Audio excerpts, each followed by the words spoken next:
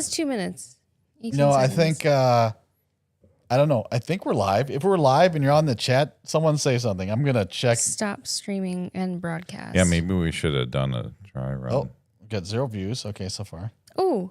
No, I think this is right. I think we're doing the right Why thing. don't I look on YouTube? That's what I was gonna for look. open opportunities.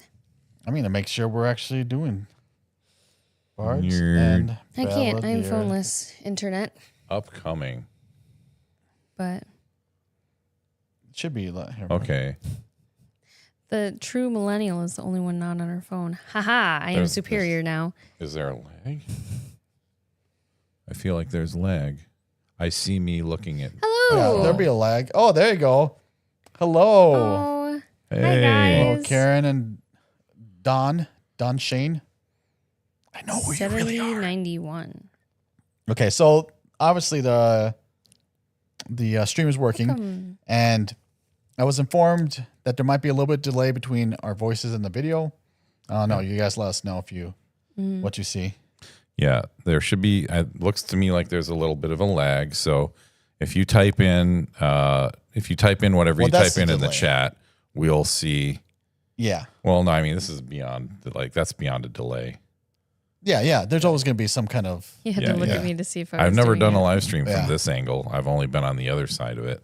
watching the live stream. So I'm going to do this, and then you type when you see it. So, yeah, let us know when you see me do that. Ooh, we got 3 viewers. Hey, heck yeah. Hi, Hello. everybody. Yeah. Welcome to Bards and Balladeer's first First. and hopefully not last live stream. And this is a great opportunity, as you know, working on our Discord is a good way to talk to us and everything. Sometimes we're at our jobs though, but now you have our undivided attention. So Undivided. Oh, wow. Oh yeah, so it's a little bit. 2 There is going to be minutes? a little bit minute delay 30? between what we see,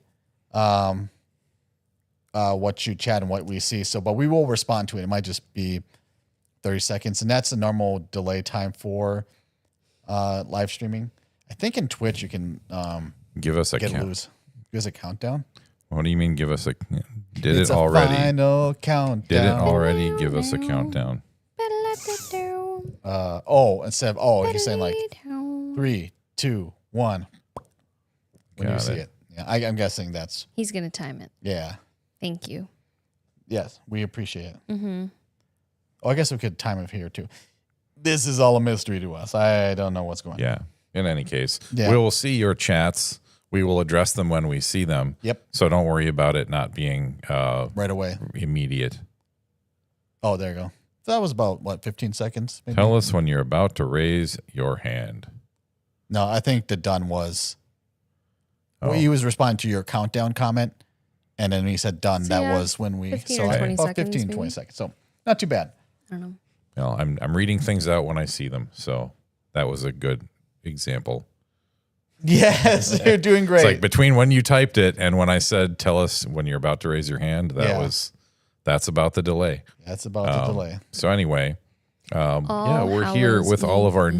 numerous fans. You can see, you can all interact with each other there too. I like both of you. Yeah, so we're glad you're here, and keep the questions coming. Yeah. We'll kind of just start riffing a little bit like we do. No lag for Karen, she says. Oh, We'll see about that. when 15 to 30 seconds? Yeah. Okay. yeah, So it might be 15 to 30 second delay. depending. And it might be just an internet issue too between whatever service. I'm still on dial-up, so I'm really surprised it's working at all. My favorite noise. I use snail mail. Every like I use a you carrier pigeon. Yeah, Yeah, he poops I everywhere. Yeah. use smoke Good signals, fertilizer. Ooh, nice. Yeah. The beacons have been lit. The first Lord of the Rings reference. Yeah. First of many, I'm sure. Yeah. Gondor calls for aid. Gondor. Oh, I saw a video today, and I was gonna send it to you, but I think you would have been mad if I would have sent it to you. But it's like this girl's like, look, this is Middle Earth. Here's a Shire. Here's Mordor, and he's like, and look, there's a whole ocean. You could go just this way, and you could have got to there, and then got right to Mordor and everything. You didn't even have to go across the land. You don't even need eagles or anything. That's implying that hobbits have naval They could have got a boat. They could have got a boat. I'm just Gray saying. Havens. Yeah, I don't know. That's There's true. all kinds of stuff. I think they address it in the books or something. Why they couldn't use a boat? Well, why they have to do it the way they're doing it. I don't know. It's bullshit. It's like you got it. There are stopping places along the way. I got to get second breakfast. You know, it's very Well, important. that's not in the books. So, Yeah. so anyway, yeah, we're here. This is going to be a more informal conversation. We don't have a topic picked out. It's more just like, I don't know, talking about everything story and making all the references we ever wanted to. Yeah. And just being real for a little bit. No, it's just being like us. This is a very, like you said, casual. Like we don't need to do anything other than be just talk to each other and have fun. We might have topics and stuff like that. Like we wrote down a few things that we want to talk about. Yeah, it's totally spontaneous. Where's my script here? Not premeditated at all. No, Look or at my post script. meditative. Actually, what do you think of this new kind of look? That's what I want to ask. Is that we have a couch now? I mean, we've always had a couch, but every time we've done this, we shut up. Every time we've done this, we've dragged our kitchen table over here, set it up in front of the curtains and everything. But I was like, we have couches, like, and this is more comfortable because Oscar's butt always hurts afterwards, and it's not my fault. Okay, saying. I gotta say, every week, and like those who know me really well know that high top ass? seats are they're my nemesis. Okay. Every week, I go to karaoke where they have high top seats, and then I go to transmission the next day where when we take breaks, we go over to the bar where there are high top seats, and then at some point I end up here. Not every week, but when I do. And it's high top seats, like 8 hours for high top seats. Yeah. Which like that's You're at that's karaoke fine. That's for what 8 you hours? got. No, I mean when I'm here. Oh, I'm here for I was 8 like, hours. holy crap! Like It's a that's long day. dedication. Yeah, and there's a lunch break, but otherwise, Yeah. So I get a lot of high top seats in my diet, and Well, we and got that hurts my bum. Yeah. Well, now your sack can be loved. I mean, you can sit on our love sack. I mean, wait. My sack gets all the loving it needs. Good But yeah, sack. these are love sack couches. We're not endorsing or anything, but they are nice. They're just good couches. Yep, and they're sectional, and you can rearrange them. And because people with ADHD like us, Yes. well, actually, it's mostly Just me. him. See, Yeah. my brother's telling you the Corsairs of Umbar would have destroyed the hobbits taking a ship. Would they? I Thank feel like that's you made up. For fact No, it's a checking. real Nope, thing. I believe it. Yeah, we're, okay. we're both Tolkien scholars. I genuinely believe it. Love sack, baby. Love sack, baby. Yeah. Anyway, Yeah, it is cozy. it is cozy. Yeah. Well, good. Yeah. I hope I can help your butt. You always help my butt, I Mario. do. I do. I'm a very generous. Metaphorically caressing man. it. Yeah. Supporting Very it. generous. Metaphorically. Happy Yeah. Halloween, by the way, guys. I know tomorrow's Halloween, and this is my little cauldron. All Hallows Eve, Oh, how is he? Yeah. as we covered earlier before we were recording. Oh, it's Hallows Eves. Is this? All Hallows 'Cause it's is two Eve. Eveses? Eve. Yeah.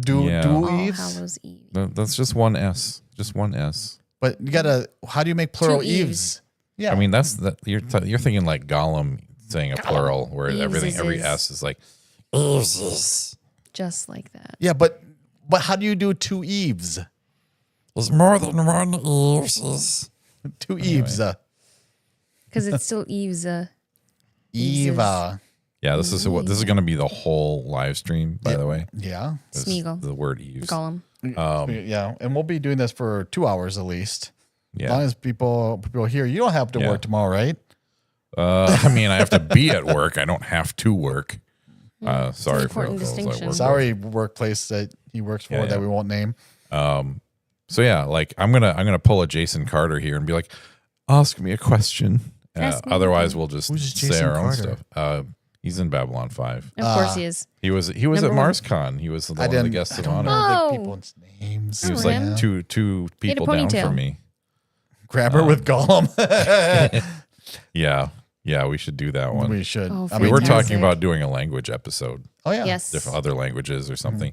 Not that one would count, but But then that's what dialect is type of language. Almost. well, we could do dialect, or just other languages. Like that would be a dialect thing. Gollum has his own Right. little What I'm dialect. saying, but isn't that kind of encompassing of the whole? We could wrap it all in Yeah. one if we want, or we could do a whole separate thing on dialect.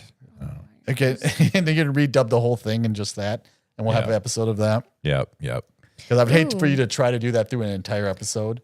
That would be, It'd be I hard feel on like the throat. torture. He'll be rough on my voice, precious. Anyway, guess Any Karen, differences you've discovered in your preferred storytelling styles? That assumes I have yeah. a style. that is definitely going to come up in upcoming episodes, but we Mm-hmm. can do a little bit spoilery stuff. Storytelling styles. Well, I'm That's a good episode. third person perspectival, which is pretty standard for a lot of Yeah. Mm-hmm. epic fiction. I just referred to my own fiction as epic, by the way. Anything can be epic, according to the millennials. It means Yeah. grand, a long, drawn out story. And what's everyone's preferred style? It's weird because I prefer third person, but I find writing first person's really easy. You also like script if we're And considering script too, that. yeah. Yeah. Script writing is easy because for some reason, whenever you're like writing scripts and like you can just focus on, I don't want to say just the action, but you can really, It's direction and dialogue. yeah. It's just like, and you don't even have to be descriptive about it with script. It's like, they fly the ship, they say something, the ship gets attacked, they say something. It's like very regimented Which and is, it's, oh, sorry. no, go ahead. Which is, I think, actually how I start my writing, by the way. Almost like an outline, right? Yeah. Like how we were or will be talking about our writing process in a couple weeks. Yes. Yeah. That was hard. No, you got it. It's probably actually about a month from now. Oh, sure. Yeah.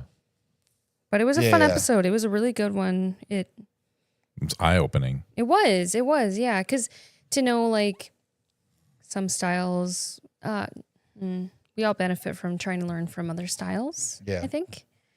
I'm trying to see if I have a oh yeah, I'm pretty sure I started writing my script for something else. Oh yeah. I don't know if you guys can see this, but that's so it's I'm sure they can read it from there. yeah, It's they fine. can't, don't, it's so spoiler, but It's it's an eye like test. yeah, it's got like location, just description, location, description, and then like oops, trying to get away to glare, and then like dialogue and more description. Like it's a lot of fun, and I enjoy doing that. So script writing is fun. Stories where you Yeah. have different opinions. Like- Actually, I think the movies are something that us all fit exactly. You like love opera? No, I do not. It's funny. For the longest time, I also hated opera, but it wasn't I don't know until if you like love it still. within the last 2 years. I mean, I appreciate it more now. Sure. I'll maintain the tradition of hating opera. There you go. Okay. So am I mad? Do you love it then? Opera? I mean, I don't seek it out, but I don't like it. Okay, Yeah. I think we're the same. No, it has to be something we all. What about Harry Potter? Oh, any books, films were all. Oh, Yeah, that's when well, we're- Lord of the Rings, but you guys. That's what I'm like, saying, Yeah, though. but you guys like it. Well, see, I Okay. love the books Yeah. and I've read the books. I love the BBC radio version and I love the Ralph Bakshi animated version. And I really don't like the live action movies. Mm-hmm. You like that Visually, they're fine. And you're just meh. It's bad. Yeah, I mean, again, I like it for I like any cinema really. Like in the respects of like I feel like there's something that's they all put something into it. Like the cinematographer always has a good view of what's supposed to be shot or anything like that. Like we were watching Sinister 2 yesterday, a good Halloween film, and I haven't seen the first one, but they were like filling me in about everything. It's like okay, sure, it's a camera Detective ghost. so-and-so. Yeah, That is really what it is, Yeah. basically. no spoilers or anything, but Yeah. All But, the spoilers. yeah. It's a live stream. Oh yeah. What was Yeah. spoiling for? That should be the beginning of each of the titles. Is like spoilers expected. But Honestly, yeah. I was Can't telling help you, like when we were watching, I was like, this is really well shot. It Like, really Like is. the shots I put, the color grading, like a lot of the directions and just like atmospheric stuff they did was really fun. And it wasn't actually too spooky of a film. Had like 2 good jump scares. One was like at the very end. Like, Yeah.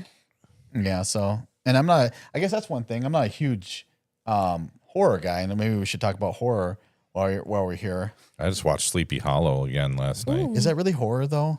I mean, it's fun, but yeah, it's horror. I'd say it's that's a good point. It's more. Supernatural Not that, like- suspense. I don't know. This is the thing. Nobody I've met ever agrees on what horror is or isn't. So that's Let's figure it out. That's yeah, our let's job do it tonight. right now. What is horror? We're gonna save Halloween. Save the Great Pumpkin. Nightmare Before Christmas is not horror. It's Right. not horror. No. I was so disappointed. I didn't know what it was when I went to see it, and then okay, it's not horror. But yeah, no. But I guess that's on the very far end because for kids it can be scary. Some of that stuff, like Yeah. you know, it's Well, people are getting their heads cut off like regularly. sure. Yeah. But what's the most extreme, like House of 1,000 Corpses? Would that be like, or like what's the most extreme like horror film you can think of? I don't see enough horror to be able to make The that distinction. Conjuring, I think, is Have you seen House of 1,000 Corpses? no. Okay, it's pretty gory and pretty graphic. Oh, and so bloody, yeah. gore. Okay. I guess yeah. Let's just say gore is Body horror. body horror. Yeah, Honestly, Alien. sure. The first one. Yeah. Yeah. Yeah, this is the thing though. I think of that as sci-fi, maybe sci-fi horror, but if we're just talking pure horror, I mean, is there such a thing? You know, because it's always like supernatural. Well, That's or why I feel something Right. like. that. Oh yes. at least yes. the origins of horror probably is more supernatural. So slasher Right. films then. Slasher films are like Which- Jason, Freddy. Yeah, which those don't generally do it for me. Michael. I like What does creepy. do it for you Halloween. I think Halloween is like with Mike Myers? yeah. Oh, wasn't that think- another slasher film? Yes. Oh, okay. But I think it's pure Pure fun horror, I feel time. like. No to excessive gore. Yeah, Yeah. like the gore doesn't bother me, but to me it's the cheap and easy way out. Right. Yeah. I I need- agree. I agree. Yeah, I need there to be a psychological creepy element. Mm-hmm. Terminator. Terminator's is a good like was it the like almost like zombie like the Yeah, I can't think of it as horror though. To me, that's sci-fi. Inhuman. I think the first one was more Uncontrollable. yeah. I think the first one was more horror. I actually don't know if I've seen the first one. An unrelenting force. Yes. That causes horror in you as the viewer. That is horror. But the second one, they make the Terminator the good guy, you know, so you at least have a Spoilers. defense. Yeah, I know. At least you have a defense against the unstoppable force. Well, and then there's another unstoppable force. But yeah, like there's two unstoppable forces pitted against each other. yeah. But yeah, I don't know. Unstoppable force. Me too, Karen. I really like creepy and suspenseful also. Yeah. Yeah, I like. I mean, yeah, we just the episode on suspense this week must have been fun then. Yeah. We enjoyed doing that, and of course we got to wear hats. And well, Yeah. okay, I wore a hat, she wore a circlet, and he just had glasses on for the first I'm time. sorry, ever. my guy didn't have a hat on That's or didn't fine. have a hat. I'll go change. I'll go talk to the director in Japan and say, hey, my buddy got to wear a hat. Now he's all complaining about it. Like, No, it's like we all wore some kind of headwear. It's just I went from heaviest to lightest, like me, Kate, you. yeah, fair enough. But yeah, Heavy is the head that wears the crown. So suspense is definitely suspense definitely makes a horror film as far as I'm concerned. Yeah. The gore does not. no, it's like you said, easy. yeah. It's just a cheap, like, yeah. Like, not to go too hard into anime land, but there are scenes in Akira that I think are way creepier. Right. Especially when it's transforming in the end. Or even just in the hospital. That or too, yeah. like that's just like what's going on. Even the transforming, like that's sort of like more in your face. There's not suspense.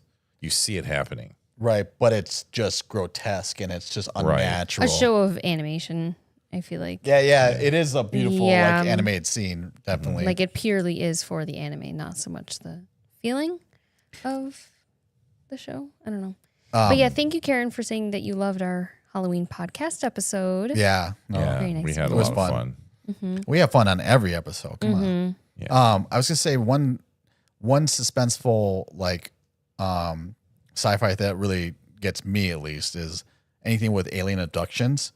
Oh, Especially when they get pretty graphic about how they abduct them. Like, if you ever seen Fire in the Sky, I haven't. I haven't should. seen. Yeah, I know it's disturbing because it's one of those things where like you just don't have any control. Like you're at the whims of advanced technology, and you can't do anything about it. Like You're that gonna kind get your butt probed. it's Yeah. Nope is so good for that sort of feeling, but in a completely different way. Yeah. No, I agree. The body horror in Akira is 10 out of 10. Yeah. Hi. Oh, nice. Oh, Hello, thanks for Phantasma joining Jessera. us. Yeah. Thanks to all of you Hey, for we joining have us. 4 viewers now. That's amazing. Oh yeah, we got one lurker. We got a lurker. That's Yeah, okay. We love you too. Don't worry. Feel free to speak up, ask questions, make comments, or lurk, whatever you want to It do. might be Phantasma. But yeah, body horror is actually, I do think, one of my favorite genres in, like, niches in horror. Like, is that, like The Thing? Would that be body horror? I would consider sci-fi body horror. Sure, Like, I think that's an even bigger distinction. I remember they turned the short story, the Edgar Allan Poe short story, The Fall of Thing? the House of Usher, Oh, into like movies back in the 80s. And I thought those were pretty creepy. they did it again. They're on Netflix, and people love them. Is it like all modern stuff where it's like all slashy and obvious? I haven't watched it. Yes. So You can tell I have a bias.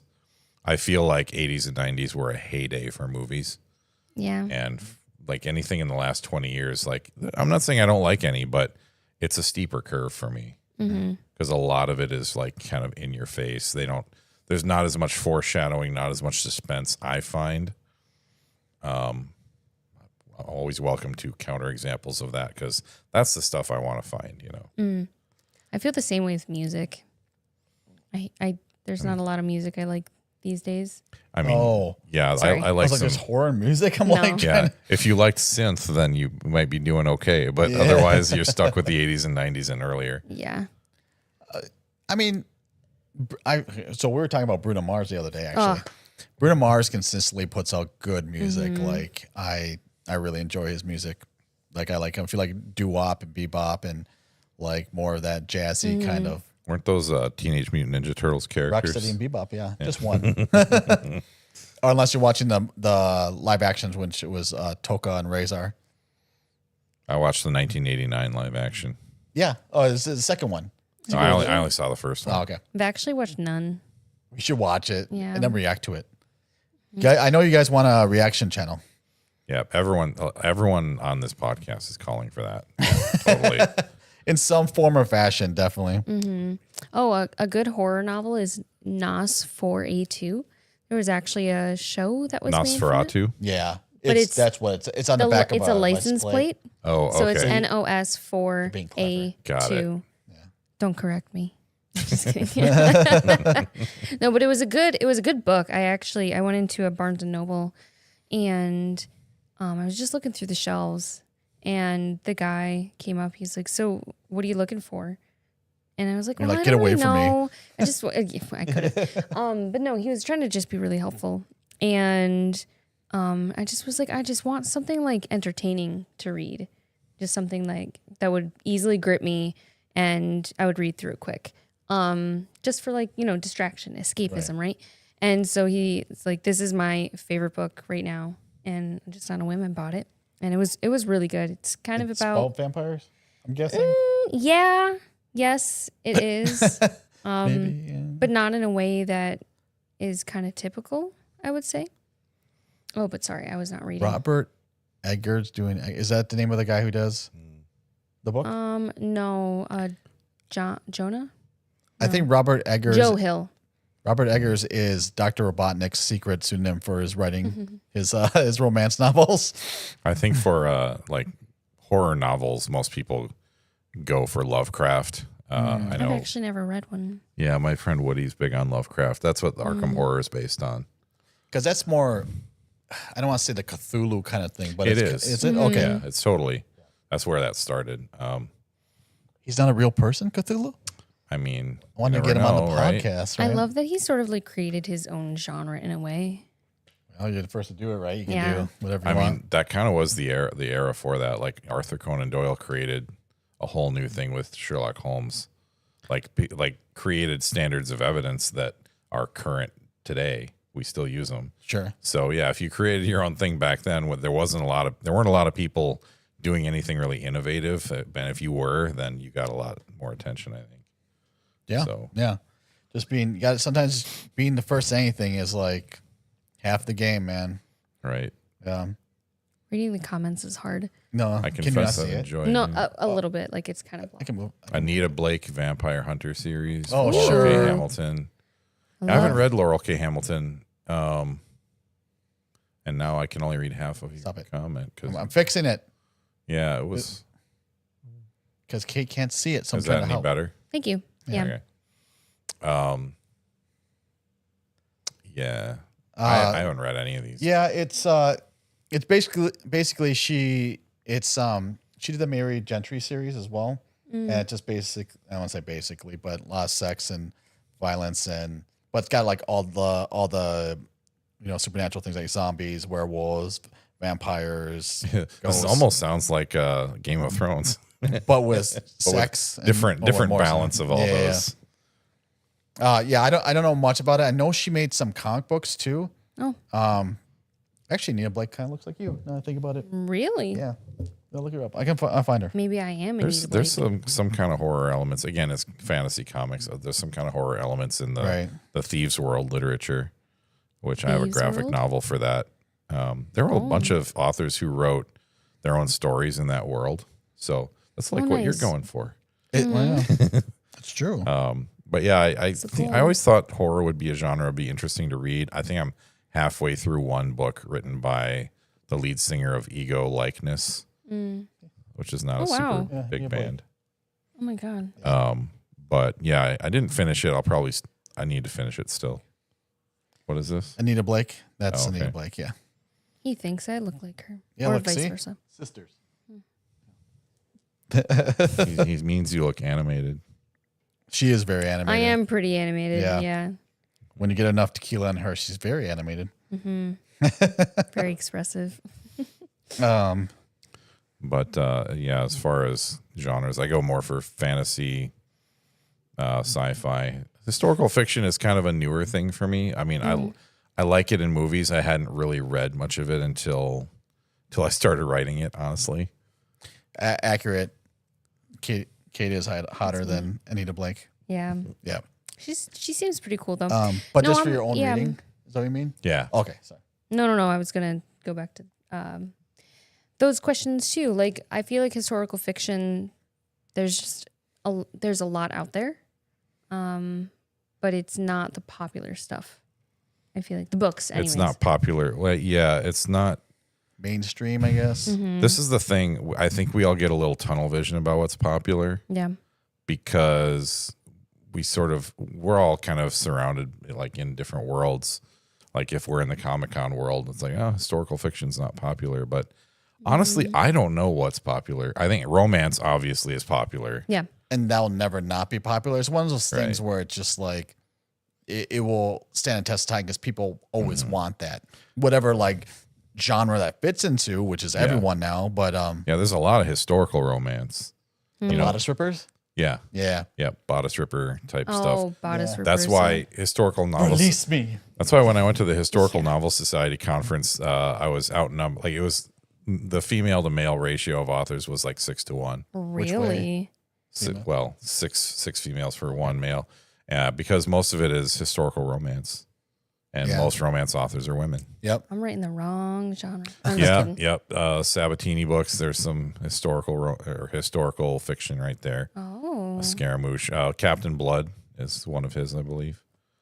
love a Which is what they're watching in Goonies on the Oh my TV. gosh. Really? Yeah. I have the DVD if you want to watch Captain Blood. It's good. Yeah. I didn't gonna realize watch until later Blu-rays. after I learned how to play cribbage. They're playing the two doctors who no longer have any business in that movie they're sitting there playing cribbage when they're bored. Sure. Point I it still back. know how to play cribbage. That game eludes me. Loves cribbage. Do you know how to play cribbage? I used to, not anymore. And Dad like mahjong. I know Phantasma Oh, yeah. plays mahjong, and they got a club out there. So if you're in Minnesota looking for a mahjong club, join. Oh gosh, forgive me, I don't know what it's called. So post it in the chat. Even put a link if you can. I don't know if you can. Sorry. We're peeking. Sorry. Yeah. Just kidding. Yeah, I think Ivanhoe is more historical fiction as well. Sir Walter Scott, I think, wrote that in the 1800s, but it's set in like the 1200s or something. So I mean, to be historical fiction, I think it's supposed to be written at least 50 years after when it takes place. Sure. So anything written now that's in World War II would be historical fiction. It's one of my favorite time periods, actually. It's kind of an arbitrary cutoff, but I mean, you've got to have those, right? I think it's pretty accurate because then it's modern. And I think modern is its own genre. Three Musketeers. Yeah, that's like Alexandre Dumas. Three Musketeers and Man in the Iron Mask. Oh, sure. And some other stuff. I've seen both those movies. Yeah, they both have D'Artagnan. Oh, do they really? Yeah. That's right. Huh.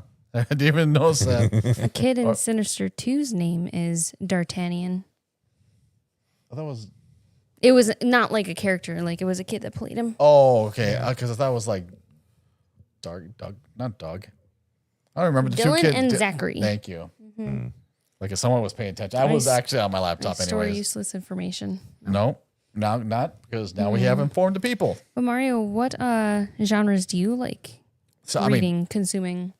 Sci-fi. Actually, right now, I am listening to a book called Killsat Kitty Cat. Yeah, and it's about this cat who gets like abandoned in a space station, but it's like an armed space station, and they got augmented at some point because I forgot what was the reason, but they've been around for like 400 years, and but she's Lily is the name of the cat. She's controlling the station and actually like helping regulate like emergent events for like things coming through portals on the planet or people like going to war with each other and stuff like that. So she's got like a whole satellite with all kinds of armaments, and she's just trying to keep the peace between everybody. And it's kind of crazy. There's like a living fog that's like trancing people and then like bringing them to be like slaughtered. And so it's crazy right now. I'm only like halfway through, but I'm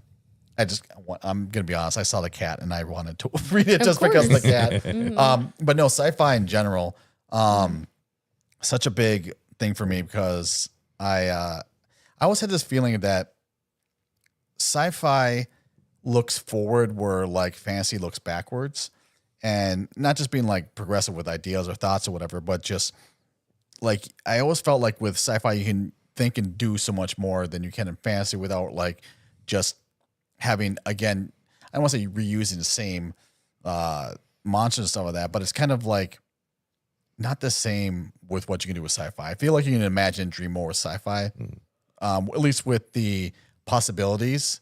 Like if you ever watch like Black Mirror, like that's a good example for me. Like as I keep seeing things that I never thought of or that I haven't seen before. Yeah, I always want to do the epic sci-fi. Like I like epic fiction where it's not like one-off or standalone or episodic because I actually got sort of inundated with all the Star Trek and everything back in the 80s and 90s, and I wanted something with a continuous plot, and then Babylon 5 came along, and that made me happy. Sure. But I was reading Lord of the Rings, which was an epic fantasy. I was reading, trying to do sci-fi stuff in my gaming, and I've read a lot of epic fantasy and epic sci-fi, and I thought I want to write this kind of thing. But that's really hard to do with sci-fi, I think. Yeah. You got to really dedicate a lot of time to which is kind of what I'm writing plot. In a way. Yeah. I want there to be more sci-fi in it, but it's really hard, like you were saying, to balance it all.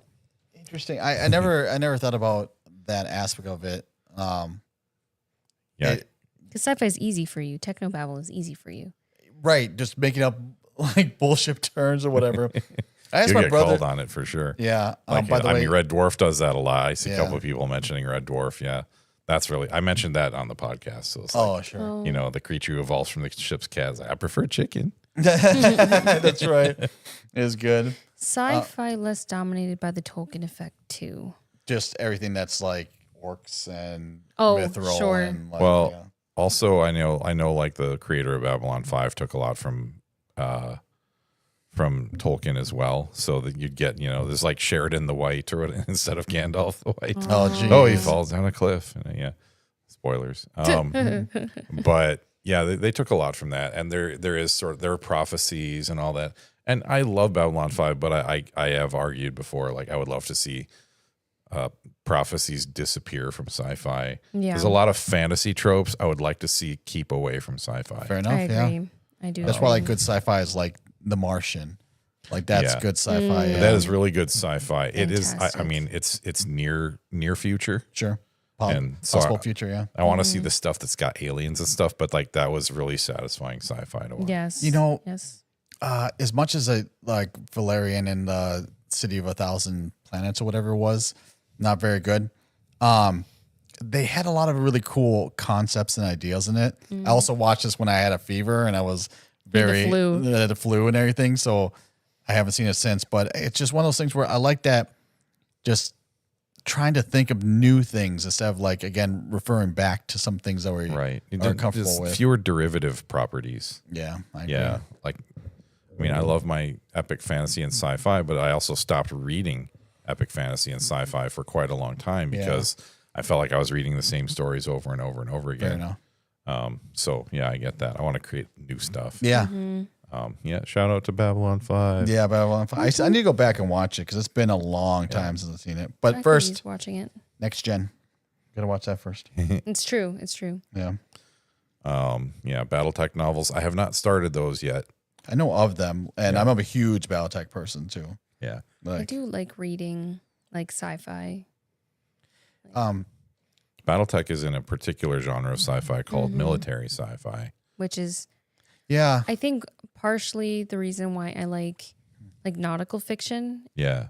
most of the time, because there's some kind of there has to be a process to live on a ship and keep it functioning, and so I feel like it's similar. Is what I'm trying to say.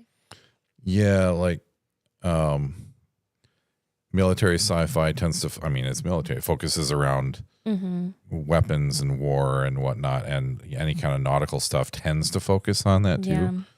Yeah. So you've got this crew, and so they have a reason to be together. They have a reason to rely on each other. There's always the care and maintenance of the ship and all of that, and all that vehicle stuff. There may or may not be stuff coming out on that from our podcast, but may or may not. But it's also sci-fi is a really broad umbrella, and I feel like military sci-fi is much more likely to have the hard sci-fi elements to it than other stuff that's just labeled sci-fi. Right, without all of a sudden pulling in like some weird like alien tech. I mean, you can do it, but I like it when it's just sometimes no aliens. But if you do aliens, you got to go hard on those aliens. Like I want to see like all the weird stuff like that you can think of with it. Phantasma has my BattleTech cards because I got into a lot of like games and then like I don't need this anymore. So I'm like I don't want to just throw them away. So forgive me for taking my stuff all the time. But it's just like I don't want to. I just have trouble throwing away stuff. You adopted it out. Yeah, basically. Yeah. You're like, oh, I miss it. Can I visit? Yeah, it's like, oh, these are nice, and then throw them back in the pile. Steward of the BattleTech cards. Yeah, basically. Not familiar with Valerian.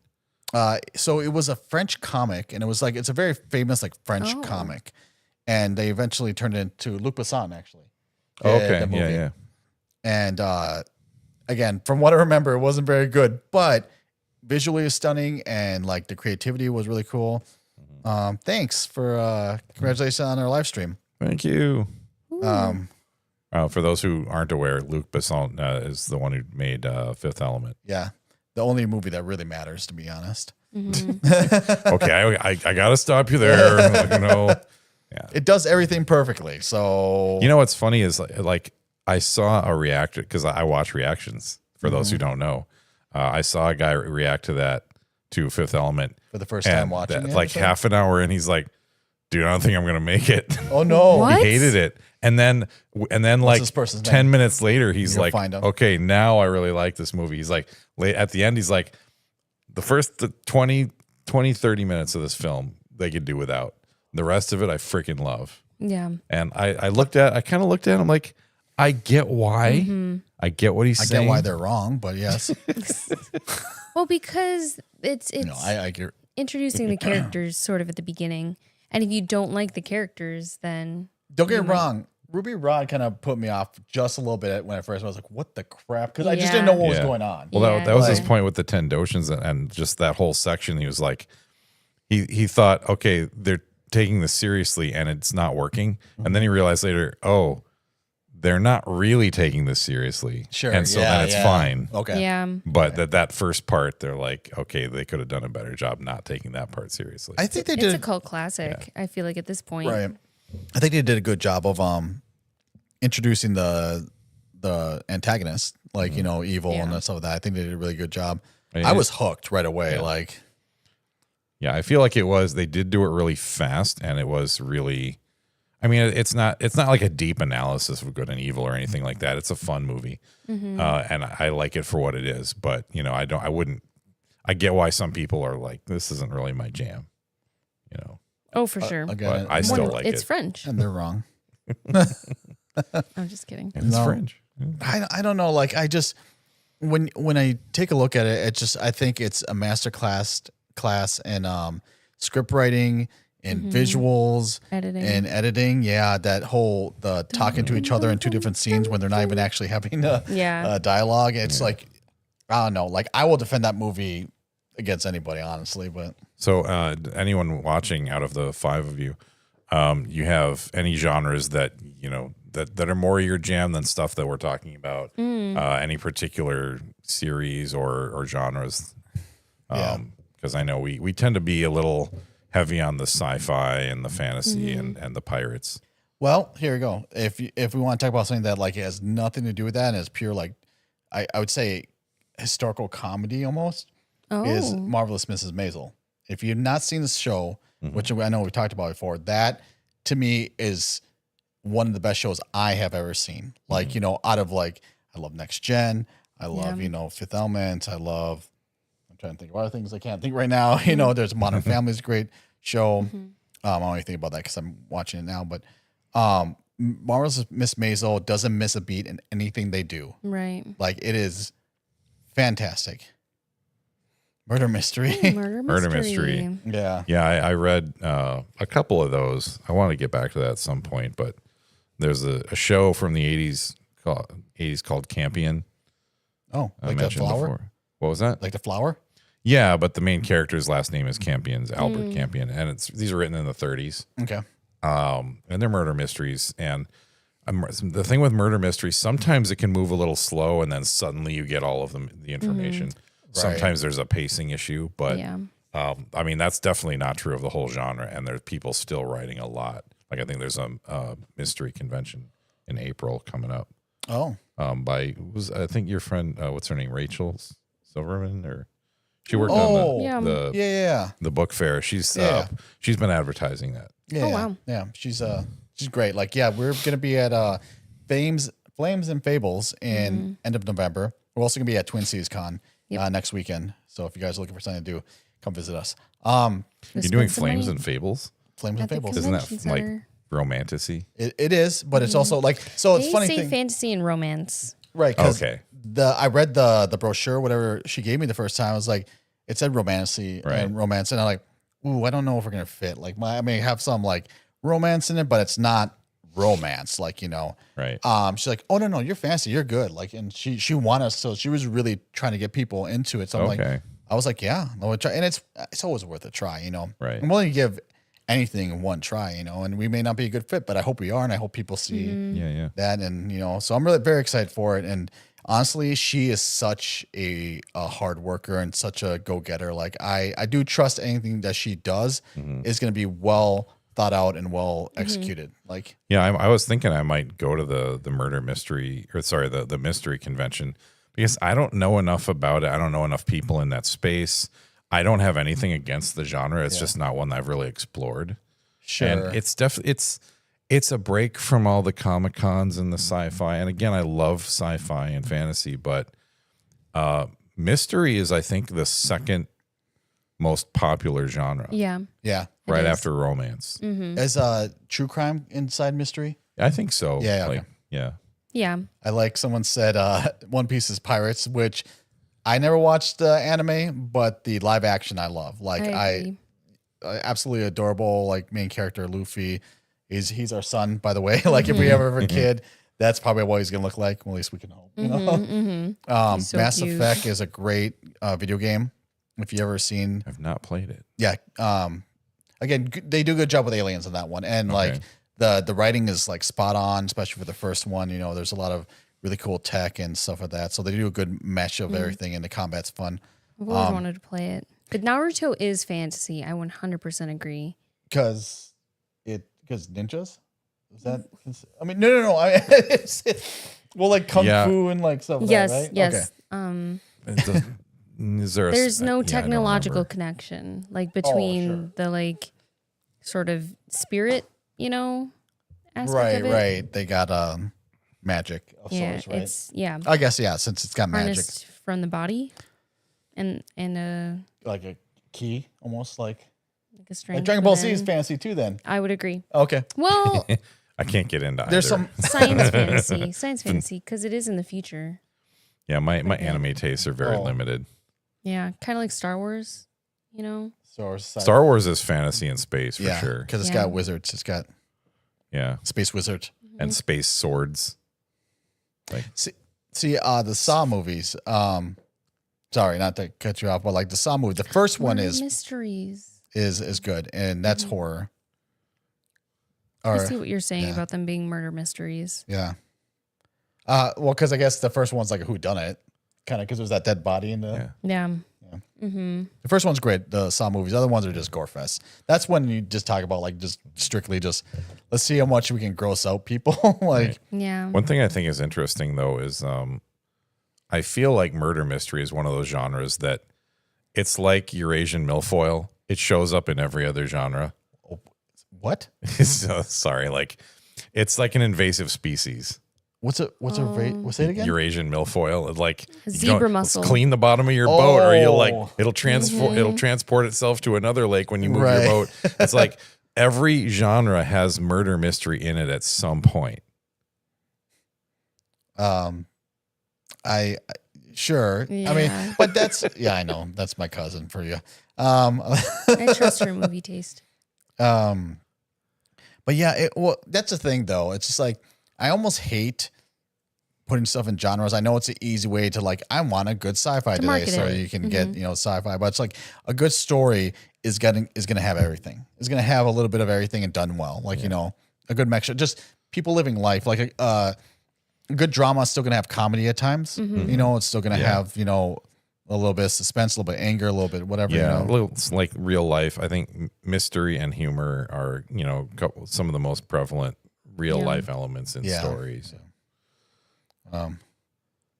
Yeah, you guys suck. Oh, About what? just do it. Naruto and It Dragon says Ball everyone Z. yell at Oz and Rio. There's no reason why. Just And I do am it. everyone. Yell at me. Bah. Well, perfect.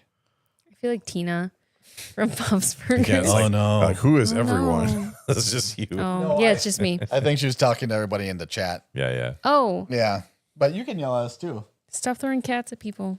I can't stop throwing cats. Do you want to see a cat? This is our cat Cammy. May she rest May in she peace. rest in peace. She's A skeleton is forever, not just for Halloween. yeah. Mm-hmm. It's one of our I bought that the year she passed away though. Yeah. Just like let me do That's it. true. Okay, the year, fine. The day, No, It was not, It wasn't don't worry. Halloween. It was June. So It's like, oh, my cat passed away. I'm going to buy this afternoon. I had it planned. Read that. Oh, Yeah, like sometimes I'll get a texter who's like texts like 8 different things at me, and I'm like, okay, I'm having trouble keeping track. So I get, yeah. I am that person. but Yeah, eventually we're gonna have. Well, that's where hopefully in the future we get enough people watching. We get these live streams, and we get the back end like YouTube thing where we can actually start doing super chats because we've had so many viewers or subscribers, and then people can pay to have their comment brought to the forefront, right, and then we right. can read that specifically. Yeah, we look forward to that day. I look forward to that day very much. Yeah. A paper mache of my dog. Oh. Yeah, it's fun to immortalize. Not fun, but it's good to immortalize those things that you care about and everything. Yeah. And just finding something to honor them, I think. Okay, I'm going to tell you a story, guys. Yeah, you know what story I'm I going to don't tell. know if you should. It's a good story because we laughed about it afterwards, and it's so ridiculous. It And is pretty ridiculous. Hold on tight, everyone. Yeah. I think everybody would understand. so when my cat passed away, when our cat passed away, Thank you. sorry, Cammy, she was the cat that taught you how to love cats, right? And it was very hard when she passed away. And so we got we got her back and everything. We didn't have her cremated because we wanted to bury her. And so we did, and it was fine. We went away for a little bit, and walked, and just tried to clear our heads. And then as we're walking, I go, "Oh crap! I left her collar on, and I wanted her collar because I just wanted something to remember her by, because it's just her collar." And so we just the whole way back home was like, "Are we gonna dig her up?" And I laugh about it now, but it was a very hard decision at the time. It was like, we just gotta leave her alone. We can't dig her up and everything. It felt wrong. It felt wrong, but we did because we had to have that collar. We just had to. So, and it was actually kind of nice because it said I got to say hello and goodbye again one more time, and it was nice. And then we put her back, and We would have lost sleep. Over yeah, it, if we would, that night I would have lost sleep. So, And one thing I really liked, we've talked about how we've all seen The Others. It's a movie we've all seen. Yes. Like the photographs of like dead people and how death can make people do strange things. Yes. I feel like that's really true, especially in this day and age where everyone has like a camera, like a digital camera, and like you want to keep taking pictures of them right up until, and it's like, and then you struggle with that slight urge, like, okay, but do I take a picture after? I'm not doing that, and now of course Google Memories wants to make compilations of my cats, and so you just see over the years the cat getting weaker, like oh yeah, Right. that's thanks Google, and then it splices it together with Roger, who is just another orange tabby that I now Not take the care same. of. Yeah. Yeah, like sorry, that is not the same cat. Google who is just cat miraculously racist. got healthy. Yeah. Right. I mean, maybe they're just hopeful. Like Google's like, hey, look, you got better. Like, It's like life doesn't end at death. yeah. Well, we'll see. Yeah. I didn't know you could take the whiskers. That's an interesting. I have one of Cammy's. Oh, Yeah, because I got a picture of Cammy, and then I put the whisker in the glass. oh, sweet. So if Yeah, I I needed guess- to resurrect her, by any means, I got the You have whisker. some DNA. Yeah, I think there's a ritual for that. They cover it in Harry Potter with Voldemort. Sure. Ask us some questions, y'all. I'm gonna grab another drink. Okay. Sure. Yeah. And I'll go this cool, cute little cauldron. Bubble, Got it at Target. bubble. Maybe it's if he's still there, maybe you can get it for sale for it was like $5 anyways, but it's cute.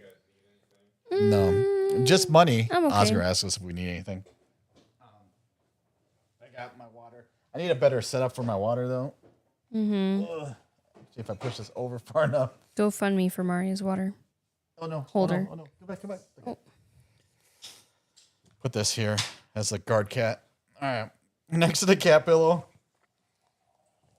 But yeah, this is one of, our adventures into doing some more stuff. If you guys like this and you like just being able to chat with us immediately, we love responding to you guys immediately because it's just nice. We have topics we talk about and it's more focused, but this feels more like a conversation with friends, Ooh, that's a good question. Do you guys have personal favorites of the episodes released so far?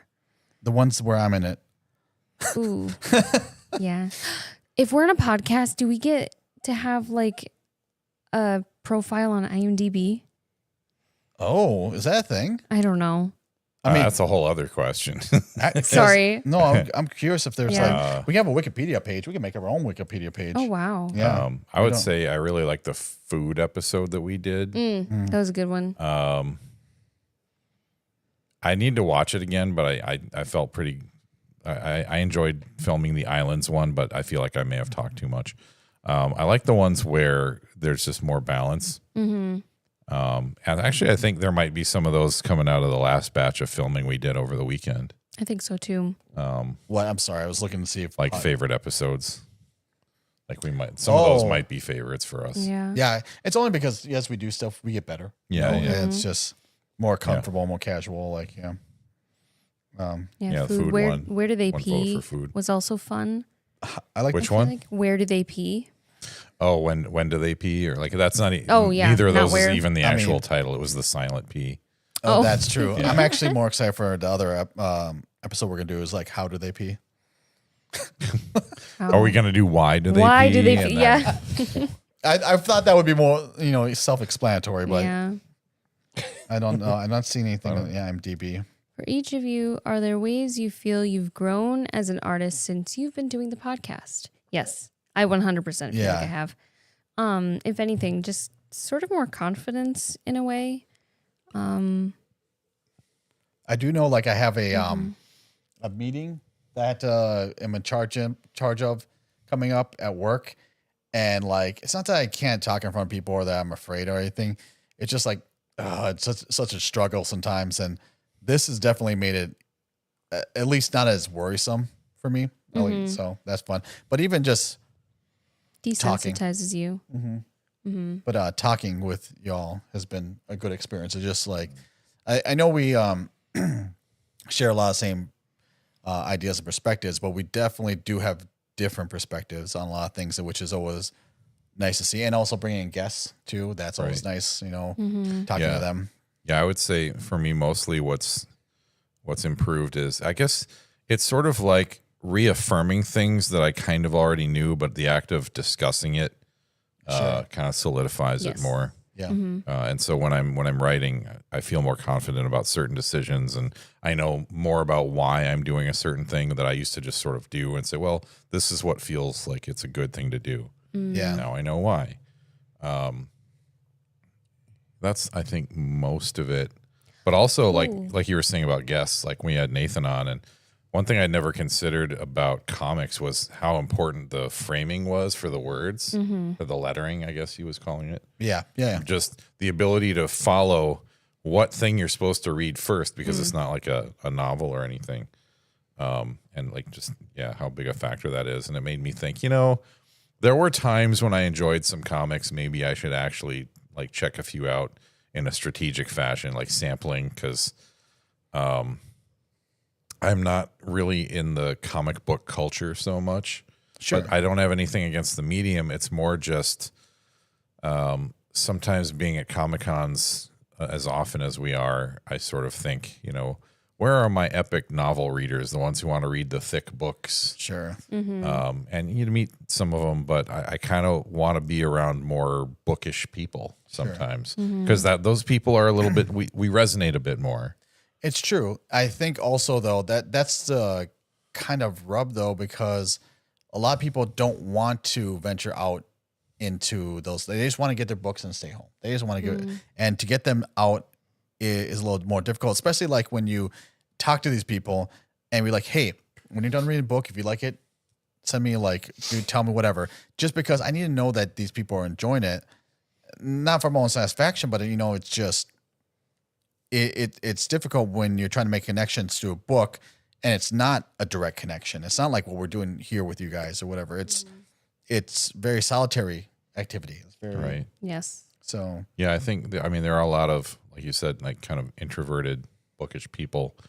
And so they're wanting more to stay at home. But I also feel like events for bookish people don't always get pushed out to the right places. It's like, let's all put that out on Instagram where like none of the readers are.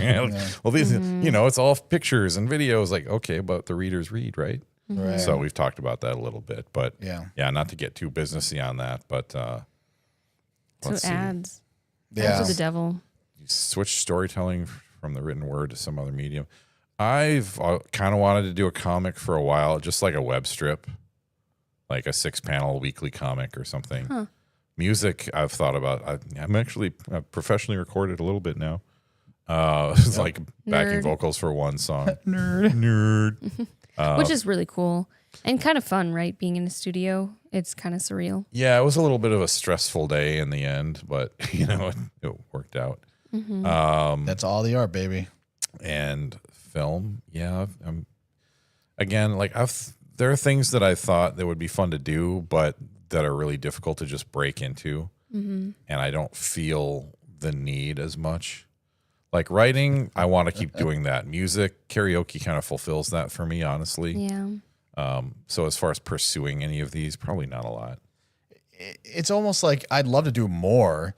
It's just like I gotta not have a normal job to do some of these other things. But I mean, I guess to that point though, I do want to do comic books. I am actually gonna start doing comic books, but not me personally because I can't draw for beans. And but collaboration has actually been a wonderful thing that I'm finding more and more that I like doing, because there are people that are better at me at doing specific things and everything. I think I have good ideas, but the people who can do it the best, it's kind of like being a leader sometimes. It's like, who can do it the best, and being a good leader is using those people to the most best, way. And as a bit of a little spoilery thing, I'm going to show you another thing. I don't know if you can see this really well, but not from the glare. But I do have a closer. Just get up and bring it closer. Oh, glare, that's so glare, Okay, so you can't see it very well, but glare. it's also out of focus. But I am working on. Sorry, I am working on a comic book, also based in the Never Told world. So I'm very excited about that. I'll post some stuff on the Discord if you are part of our Discord, or you haven't joined yet. Is there a story medium you consume that you wish was a book because you could consume faster? I do not read faster than I watch TV or movies. I am not a fast reader, and I did in fact spend 16 hours out of a 24-hour period watching the entire third season of Lost when it came out on DVD. Dang. I played hooky for a day from work. I don't believe. Also, I didn't like that You're very job. sick. Well, yeah. Yeah, that was a job where I guarantee I used up all my sick time to within about 3 hours. Yeah. Because I hated that job because I wasn't really allowed to do my job. But the golden age of Batman and Superman comics, I haven't read much of either one. People are going to hate me for this, but I'm not a huge fan of either one of those characters. Not because I think they're bad or boring. It's just, I don't know. They just never appealed to me. But that's, there's plenty of comic books out there, though, that are not any like Marvel, DC, that I think get passed over. And which is kind of sad, but, Writing advice. Do you have any top of mind writing exercises? Sit your ass down and write. Decipher the writing advice of Just Right. I never agreed with that advice. I think it has its place, but I think we just discovered this weekend that sometimes creating the atmosphere where you're in the right frame of mind to write can be useful, even if it takes a couple hours. Yeah. right. Because once you get in that, you can just let it flow out. Yep. But what I would say, if you're just having trouble putting words to things, randomly pick a word out of the dictionary, like just actually flip through it. If it's a word that doesn't work, fine, pick another one. But then write for 5 minutes what comes to mind when you read that word. Yeah. But also, if you're writing a scene, if you write like kind of more long form fiction, think to yourself, why does this scene need to get written? Why does the reader need to read this scene rather than it happening off screen, so to speak? Sure. I also think that as a writing exercise, it's fun to, I think, focus on character like temporarily, not so much for narrative work, but to work through your character and build them up so that you get to know them. That works for plot and world building too. For sure. Absolutely. We're talking about character, I just think character, well, again, because it's my favorite pillar. Right. I just enjoy writing bits from like my character's first point of view. Yeah. And just I think doing that is a lot of fun. And Yeah, you get more attached to your characters when you inhabit their perspective. Yeah. Even the villains. Especially the villains. oh, yeah. You picked that villain for a reason. Yeah. Right. Because they've got a point they got to make. And like, he's like, what was it? The meme was like, you're saying a lot of bad things, but some of it's making sense. Like, Yep. But if I had to give any advice and everything is, just have multiple things you can work on, because I'm very much, especially if you're like me, like I had to jump between things just to get sometimes motivated to do things. And if I don't feel like doing this one thing, I'll do this instead, and sometimes doing something easier can spark doing the harder things. Writing, again, yeah, we did talk about this in an upcoming podcast, but writing something, and then for me, if I can't write it right away, because I used to like agonize over writing lines and lines and lines, and it got to be perfect because I can't move past it.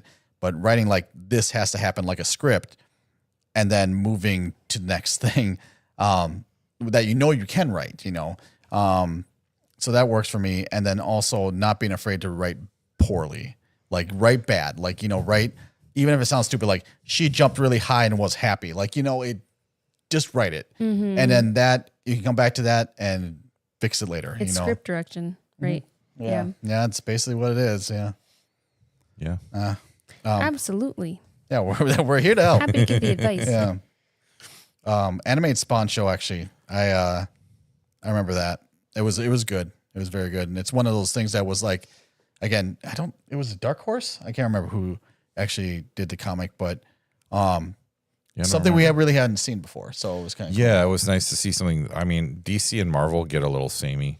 Yeah. And there's lots of other stuff out there. And I say that as someone who doesn't really go for comic books, but I saw some of the animated Spawn series and I thought, okay, this is new. This is neat. Yeah. I'm not usually into like biblical type stories either, but that one kind of worked for me. Yeah. I mean, you have to, there's some willing suspension of disbelief with almost anything. But yeah, that did it well enough for me. What, Starship Troopers isn't real? I didn't watch that all the way through, actually. You've never seen the whole thing? I watched it on cable, so you know how it is when you tune in partway through something or you have somewhere to be. Heart. It's worth it, man. It is very much worth it. I met Casper Van Dien. Yes, he did. I did too, but he's more excited about it. I was I always thought that if I ever met someone famous, I wouldn't be starstruck. But my God, I was such a weirdo when I met him. He was so nice, the nicest really guy ever. And normal too. Yeah, very normal, very kind. He even took a picture with me, and he's like, "Hey, want to take a picture?" I'm like, Can I do that? It's like, yeah. So I came around the booth and we took pictures. Like, hey, don't you want to face your booth so we can you can see your booth? And like, yeah, it was such a dumb interaction for me, but it was great. And He I loved knows it. people. Do any each of you have experience with different media that is now helping your writing process? I think actually doing the podcast is probably helping in some ways, but I think it's more doing readings has helped in certain ways. And an editor gave me this advice once: if you really want to edit your book, read it out loud. Oh, yep. Because all kinds of issues with it will leap out at you, like this really doesn't sound right if I read it out loud. And especially for you listen to more books than you visually read, and so that would probably be really jarring for you if you were listening to a book and it just turned into word salad. I do know, to your point, and I can't stress that enough, is before I ever release another book, because with my second book, I did the audio book, and that's coming out soon too. I read it, and then I'm like, how did I miss this one thing? I kept on finding things, and then by the time I was done reading everything, I was I had this long list of stuff I had to fix. I'm like, this is horrible. That's the sort of stuff you can catch, and it's a little humbling. Yeah. But if you can get through that part of it. Yes, he is. Yes, he's totally Karen, he is. Cats just like me. Sorry. Yeah, They do. Don't be jealous. They always end up on my lap, I'll be right me back. petting them. At my day job, we have a department skeleton. Did I say skeleton? Yes. I meant skeleton. Good No, you grief. didn't. Yeah. Skelly Skellington is his name. He's the hardest worker. And I feel like people at work would lose it if I brought him a cat, because You should bring this in. I honestly should. Don't bite. No hissing. Because he's an integral part, like I said, of our department. Culture depends on him. Cats are culture. Yes. That should be on your business plaque. It should be, how each business has its own, what is it? Value statements or whatever that needs to be on vision statement. Yeah. Just like every convention recommends using soap. Every gaming convention, sorry. Yeah. That's a good thing to recommend. Yeah. And oddly necessary at a lot of conventions. some people just need gentle reminders. Some people just need to go and get an ice cream sandwich. Oh, Sorry. no, I mean, it's true. The reference. Question for you guys. What episodes have you really liked, and what would you like to see? Oh, while they answer that, 15 to 30 seconds. One of my favorite episodes was the Inspirations episode that I think was within the first 8 episodes, maybe. I think it was the third one. Yeah. Because we had some 10,000 foot view episodes, the first 4. And I think that was one inspiration. Where do you get your inspiration? Because it's one of the most common questions we get. Yeah. So we sort of thought we would get out in front of that one, but we could do some deeper dives on that too. We did one about inspiration from games in the direction of world building, which you guys can weigh in on. I talked a lot about RPGs. There was some video game talk, and I remember I when I rewatched that one, I was like, oh yeah, again, I am inspired by Dragon Age. I am inspired by Skyrim. Oh, how dare you! You can't die twice. You're no kitty chiropractor. Gamers say that people need to touch grass. Oh yeah, get outside. Yeah. Oh, It's not a mistype. It's not touch ass. It's goodness. There's a lot of gamers who smoke it. smoke grass. Yeah, It's true. Yeah. They touch it then? I was always annoyed because I'm old enough that people started getting computers in the home when I was about age 12. Home computers. Yeah. Okay. So those were really a thing. But they didn't used to have computers access anywhere except school before that. And it seemed like 3 things happened all at once. Is that my friends all started puberty and started playing video games and stopped going outside. Yeah, that's why we're so pale. Started developing self-interests. Yeah, but no, you're right. It's true. People, we used to just go outside and be on bikes because we just did it, and it was fun, and I really enjoyed it.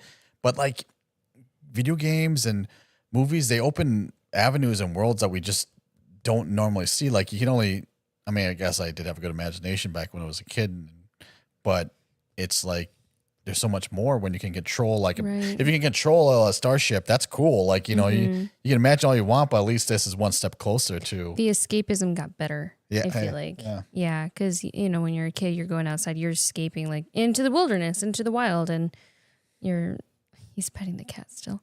Okay. I can pet a cat for a long time. Yeah. Yep. You heard it. Not Here. touching that. Yeah, that's why I have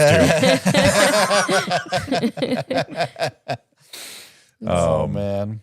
Yeah. Story stumbling blocks might be an interesting discussion. Where you're trying to get through something intricate and it just isn't working. Yeah. And how to fix it. Yeah. Being like those stumbling blocks you mentioned, where you I have to just skip it and come back to Oh, it. Right. sure. Or I've run into that myself too.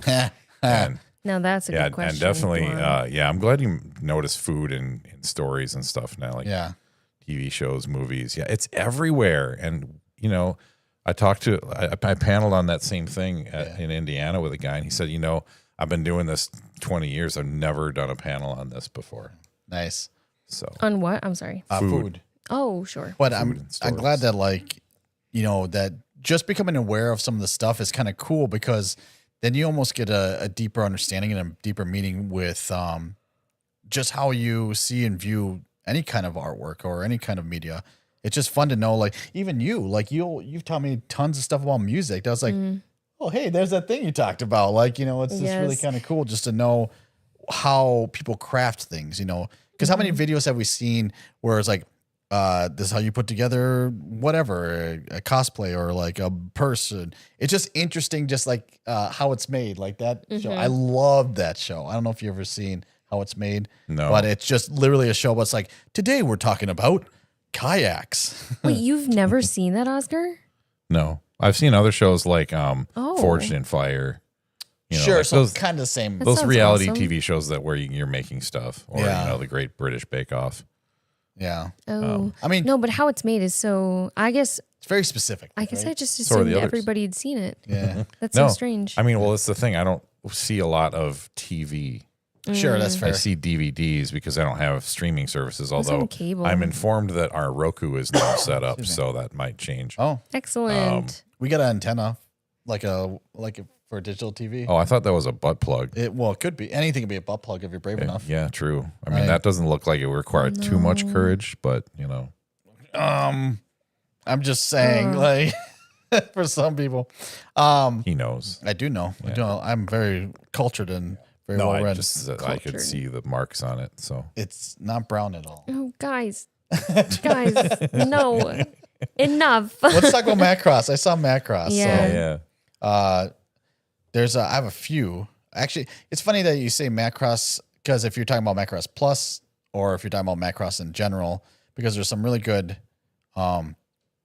songs just from even the movie from the original Macross. But yeah, the dogfight song from Macross Plus is fantastic. But Macross Frontier, Macross Plus is the best Macross out there. Watch it if you're gonna watch that of anyone. But Macross Frontier actually has some really good music in it, and especially talk to EMS and they'll go from there. Emergency definitely medical prefer services. narrator third person. Yeah, And I've got Gundam 83. It's the only Gundam I have. Love it. yeah. It's great. Is that Stardust Memory? I can't remember. I'm not good with the Gundams. I Gundams. know it as Gundam 83. Oh, I think that it might only be called that as far as Yeah. I have it on DVD, but yeah. Aesthetically, I freaking love Gundam, but I knew nothing about it. because it's Giant samurai robots. almost, Yeah. I actually have read a Gundam novel or two, Ooh. and it's really interesting. It's kind of an interesting narrative. I wanted to do an episode sometime on novelizations Oh, because sure. it's interesting to read justifications for why something has to be a giant robot. Sure, like- when it makes sense, right? Yeah, like the things that you just see on the screen, and when they're novelizations, a lot of the time they feel the need to justify it because it's like, I don't know, it's a more serious work, or you're spending more time with it, so you're thinking about it longer. Right. And so then the willing suspension of disbelief starts to come knocking, like, hey, this is just a giant robot with a giant sword or something. Which awesome. But there's a reason. Here's the reason. right. You know? I found Gundanium armor Right. or alloy. No. It's called Gundanium alloy. I wish I was making that up. It's not unobtainium, is it? Basically, because it's like, I don't know, you Gundam people can inform me better because I always disliked Gundam just out of spite because it took more of the attention away from Macross, and I always felt Macross should have got more attention. So Stardust memory. Okay, there you go. okay, so I was right. I think I like third person, but first person is fun. I think first person is easier to write. Yeah. I don't know why, especially if you're writing this is what any writer does, but you write as if you're that person, and it just kind of it comes out a lot easier. I think But if you do perspectival, perspectival. like if you're each scene from a different character's perspective, then I mean you could do it that way. It's like I this, I that, you know. Yeah, and then you first have multiple person. personalities. It would. I haven't seen it really done. I do believe Amanda does a book where it's jumping between the people and doing. I did this. I did that. Okay. I don't quote me on that. Sorry, Amanda. If you watch this later, I don't. I was gonna quote him too, Yes, you probably would have. but he said not to. So Yeah, all right. that's legally binding. So Damn it. Yeah. Well, we have to sign that contract. It's just a verbal agreement right now. no, it is a verbal agreement, which is also Gundanium. binding. Gundanium. Did they talk about it? Oh no, it is Gundanium. Yeah. Can only be manufactured in outer space. Probably. So let's see. We've got as far as episode suggestions, which I suggested when you were in there. The obstacles. That's the one that we talked to. Any other episode ideas y'all have, or Wait, what obstacles. or also what obstacles? Obstacles. Fear not the obstacles in your path. Sorry, that's from Oh Brother Where Art Thou, which was based on the Oh, was Odyssey. it? Yes, it was. Yeah. Yeah, which is a great. I mean, it's a great movie. I It think. really It is. is very good. Yeah. The music's also well done. fantastic. And, Yeah, that was a very popular soundtrack when it Right. came out. It still is. But I didn't know that until a subsequent watching of that it was based on Odyssey, or at least influenced by it. And then you start watching oh yeah, Yeah. I see it. Yeah. Yeah, it actually says so, like right around the opening credits. That's it. Yeah.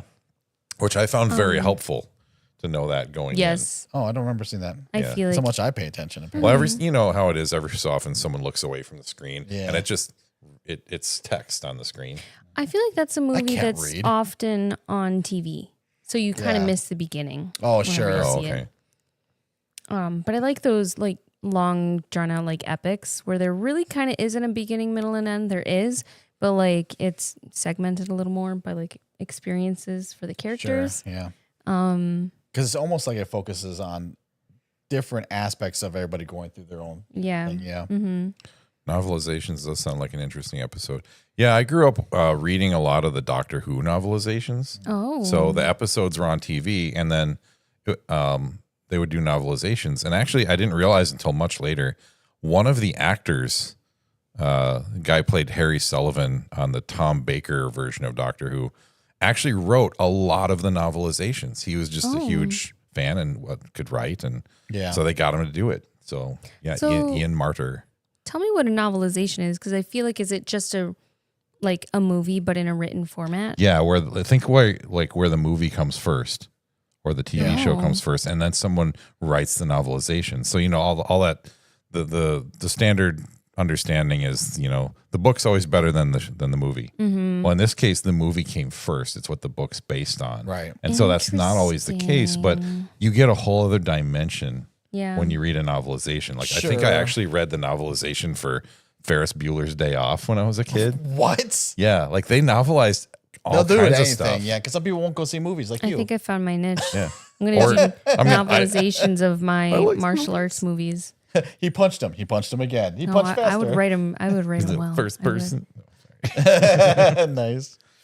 No, Callback. it's such a weird thing because don't get me wrong, like I almost like poo poo the idea of like turning a book into a movie because they change it so much. And I also feel like it's weird they would do it backwards. I know they do, but I should say backwards, but in the other direction, because like that visual medium is a story is told specifically through that medium for a reason. And I get that adding some of that other stuff, it can be good, but I just don't see, I don't want to say the benefit, but it just seems like you're adding something that doesn't need to be there. But again, that's just a critique that I have. Novelization of the video game. So I've seen novels based on video games, but Sure. not where there's a specific story being told. Right. So I sort of look at that as like Lore building, right? kind of like, yeah, it's like authorized fanfic, which isn't really fanfic, but Is it's like, in that world, that IP.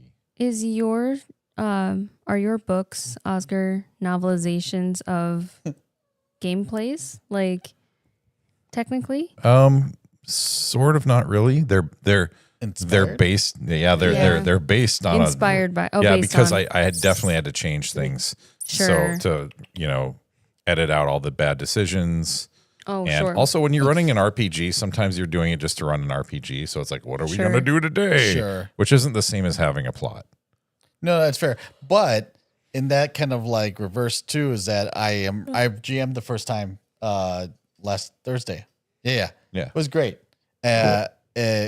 It was a little rough, but I'm learning, and so are they, and everything. A little CB, real cat versus fake cat. But I did it, and it's always one of those things where like they're gonna do what they're gonna do, and you don't know what they're gonna do. And I threw 3 wolves at them, and they took them out. I was like, okay, what do you do next? I was like, we skin and eat their wolves. I'm like, all right. Free food. Yeah, free food. And they sold the pellets and the meat back to a person in the town. That's some And I'm just RFK like, Jr. shit. Sorry, not to go there. no, it's fine. We said nothing political. Yeah. That's not really. We're talking about wolves. But it's just fun because again, collaboration. Like, Yeah. they're gonna think of things that I never thought about. And yeah, real kitty. Hi, Yes, Karen. This one hisses less. Yeah, well, it depends. Okay, I don't know what you're doing, but where's the pentagram? Sibby. Yeah. This is our cat, Sibby. Oh. So you can go into like Yeah, any live stream will likely turn into cat stream. yeah, his stream. Yeah. All right. KFC Junior. What? Are they also the Colonel? We should get some KFC sometime. Next time we do our podcast. We'll do a mukbang. A mukbang? What's that called for? It's like a video of people just eating a crap load of food or something. There's a What? specific name for it? I think it's like a Korean thing or You can something. get like- monetized for that? Some of you anime Wolfen or fans can something. correct me on that. I don't know. Or There. spell it out so they know what the hell I'm talking about. No, I'm sure it's I'm looking because at of you, the name for everything. Phantasmagistera. Yeah, you probably know. You're gonna know if you're on the internet at all. These guys apparently aren't. I'm too young for them. So Yeah, okay. It's like those words that like there's so many other cultures that have specific words for specific things. It's Yeah. like Schadenfreude, like yeah, yeah, there's that one. Mukbang. Oh, Korean term for eating video or something. Okay, there you go. Mukbang. Are they? Add eggs. Eggs. Sorry, I don't know if you ever saw this video where it's this guy who would just make a video and he was like, it looks like a legit like cooking video, and he'd be like, add eggs, and this girl's like doing the voiceover, and it's like, add eggs, and they would just start throwing like eggs into it, and is it's this just like the Bop It or the Remove SNL version? eggs. Pull it. Yeah. you know what? pull I'll it. post it in the Discord because it's the It's most ridiculous. ridiculous thing. But every time we watch it, we're just dying Or by the losing end of it because crap. it's just Yeah. so We silly. have to post it on the Discord. Sibby. How many people who are on this live stream are on the Discord? Yeah, how many Yeah. of you are cool? Type in 1 if you're on the Discord, 2 if you're not. And 3 if you think I was just looking pretty Ooh, good today. Techno Babble episode. Well, I gotta type on the live stream. Well, let me fix that real quick. How to be basic. Yep. What Oh, did yeah, I this is- say? I'm just wearing a hoodie. This is my podcast How to shirt be here. basic. There we go. What is it? This is my It looks my like nerd sci- shirt. Yeah. My one Tiki? current nerd shirt. Do you see what my nerd Yeah, shirt is? Discord. One. You see my nerd shirt? What's your nerd shirt today? You see it? Is it the Voltron? This is Voltron. Yeah, I think I noticed it when I walked in. I like got that Da from Vinci's friends. Voltron. I get the coolest shirts from all my friends. I really like. I never really buy any.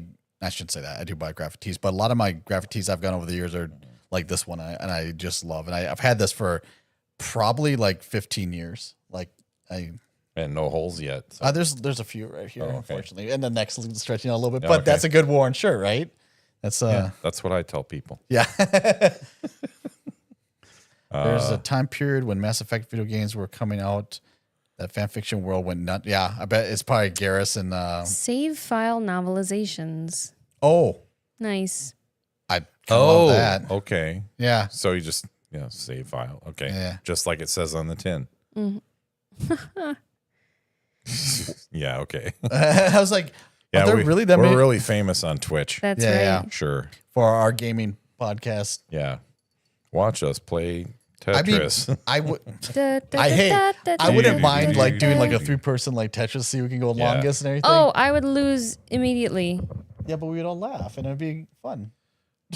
Jesus. I think we'd just do like 4-person SSX tricky, Oh my god. and I'll get Oh all my- the knockdowns. Yeah. I don't want to play Mario Kart with you guys. You'll destroy me. Yes, so we should play no Mario Kart. Yeah, that doesn't. Sound We'll give you a 1-lap head start. Let's play Doom Deathmatch. I actually wrote an essay. jeez. I wrote an essay about Doom Deathmatch. Really? It was actually about like it was kind of more about reincarnation.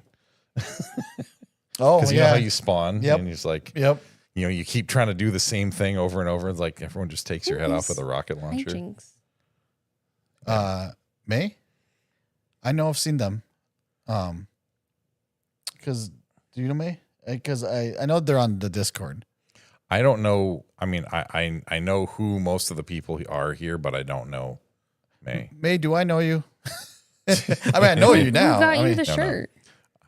no. I don't know what Who everybody's got you user the ID shirt? is. Oh, Amanda.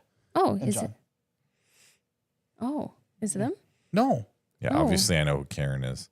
Brood War live stream. Yeah, you guys have to learn Brood War, which Brood is War? StarCraft. StarCraft, yeah. It's the Oh. expansion, so that's what everyone plays. Mm, But it's a 27-year-old game. nice. Is it the original StarCraft Brood Yeah. Wars? Oh wow. Yeah, I yeah. don't know how old Skyrim is, but If let's play the Yeah, original that's a- Command and Conquer. I never played it, but Yeah. it's similar engine, you know. Yep. Because it I was West Played Westworld. Red Alert or something. Yeah. Westworld. Red Alert had Tim Curry. Yeah. So we had one person type 1 and one type 2, and no one else typed in. Okay, so we have one person on the Discord. All right. Wait a second. One person on the Discord, Don't one tap the person camera. not. That's okay. Yeah. Go Well, over here, Sibby. for those who are not, clearly there's tons of us, and you're missing out Yep. Like at Missing least out on- 1,537. On on the memes. Twitch stream. Sure. Yeah. Get a treat. I'm trying to see if I can I'm get pretty somebody sure those are all bacteria, though. that live on. They have a seat at the table also. Yes, they do. Ba, ba, ba, ba, ba, ba, ba, ba, ba. I think it's the Kirby song. Damn it. Forgetting to join. Yeah. You better. Or you're not getting a Christmas present for me. Oh my gosh. Join what? The Discord. Oh, It's gonna be okay. coffee. Yeah. We have to have a real Discord community. It's true. I have to have somewhere to post memes that's not Facebook. Right. It's growing slowly, so I appreciate Yeah. everybody that's been there. And Yeah, it's, yeah. it's nice. It's for me. I'm not much of a Facebook person, to be honest, but I just find it easier because I have so many other friends and like channels that I use on Discord, and yeah, It's a Join good just fine. platform. it is. Join. Yeah, it's good for filtering out all the crap you don't want, but let's face it, only if you like small segment of the population is on there that's like also on Facebook. Yes, you did leave a comment about a T-shirt of You want our t-shirts? yeah, no. They left it. Your poor kitty cat. What was it? Unreasonably, it was something like Authentically bad high fivers. yes, that's what it was. Authentically bad? High fivers. That's yeah. fantastic. Yep. We just because we could never like come on. Kate's like, when did we film this episode? Well, like 4 That was like our months, first or second episode. Yeah. Yeah. How about an episode on stories that change society? I mean, obviously, mine. Miracle? God, you took my joke. What did he say? I missed He it. said, "How about episodes that on stories that change society?" And Oscar goes, "Obviously mine." It changed the world. Like inspires society or Well, maybe like Well, for example, like Sherlock Holmes, they like police forces started using those methods. no way. Yeah, like they use them today. That's crazy. So that changed society. oh wow, it did. Yeah. I mean, I guess you could argue like Fahrenheit 451 or even 1984. Not because like We should be taking notes on these. I think it saves the chat. chat. Okay. I think so. So you're gonna read it all later, I assume. Yep. Absolutely. Yeah. Every word. You know, I'm just gonna like go to sleep or something. Yeah. I'm I'll also let you gonna do go all to the work. sleep. That's okay. I do most of it anyways. Oh, yeah. I'm here for emotional support. You're here because you're Yeah. Wow. Did you just sit there and look pretty? We'll do the talking. What? no because yeah. You guys suck.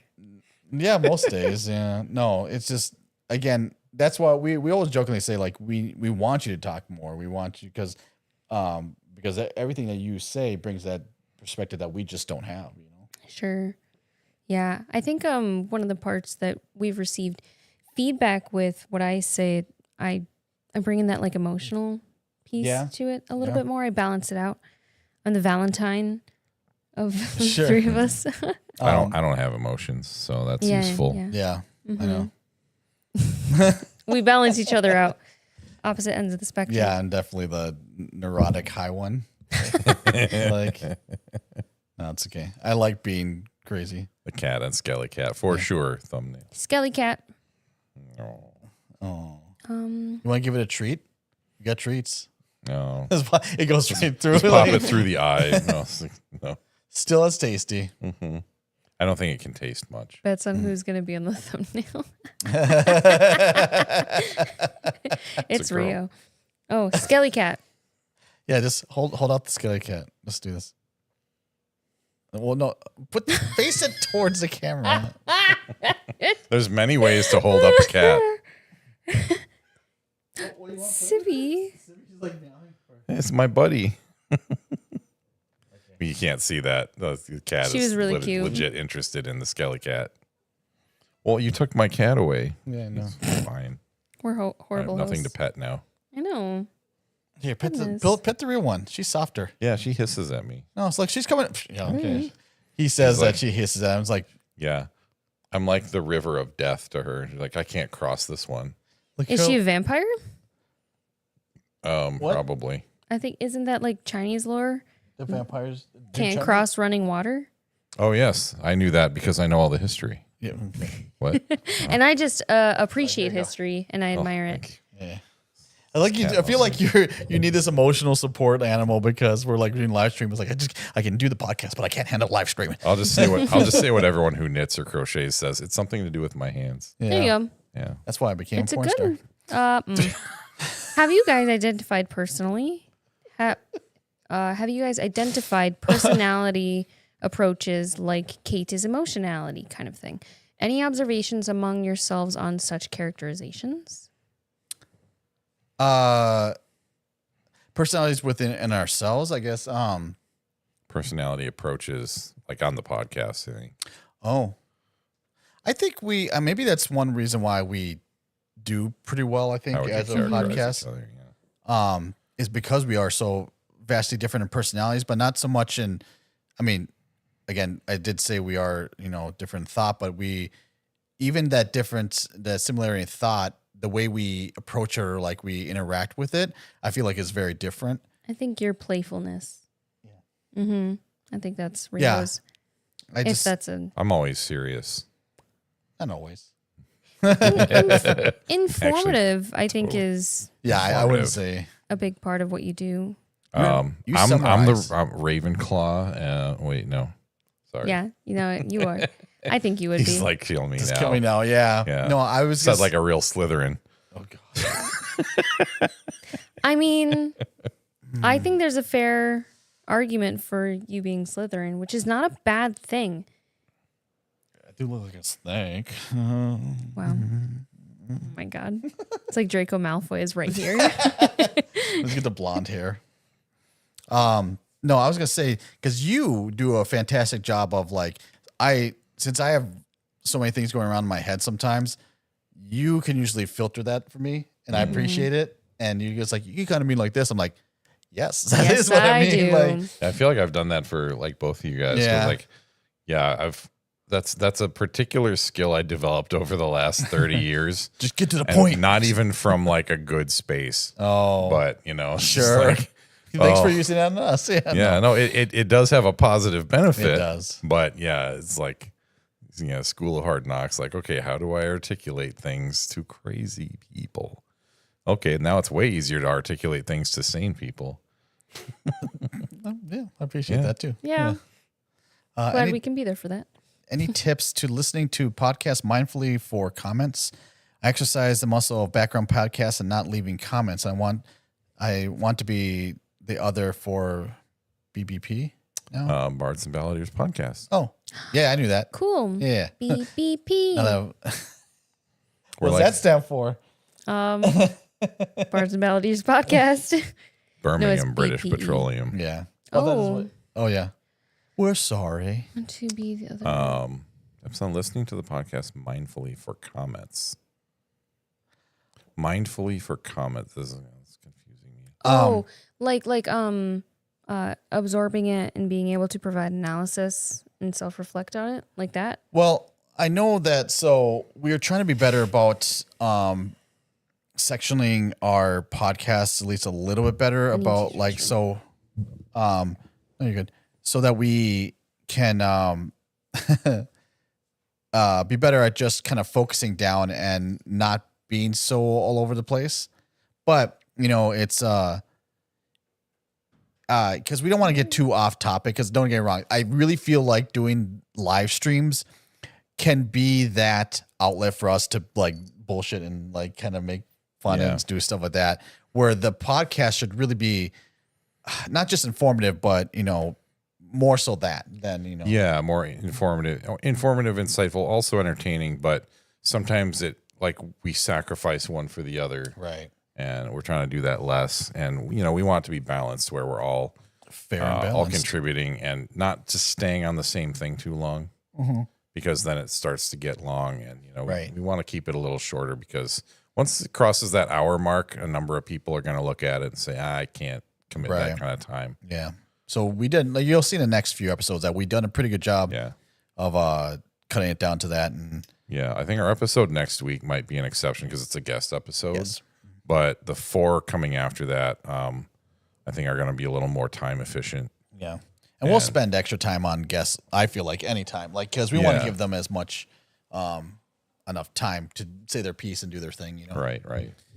And have a conversation. Yeah. And those are never really, I mean, at this stage, when we have a guest on for the first time, there's not really a topic other than them. But I think when we start having guests on for a second time, then we might actually have it be for a topic. Yeah. Because we don't have to interview them a second time about who they are and what they do and what their background is. We're not the So- French. Right. We don't taunt you for a second time. And we're also not Goldfish, where it's like, hey, this is Who our are new you guest. again? Who Yeah. are you? Fish flakes. Fish flakes. Yeah.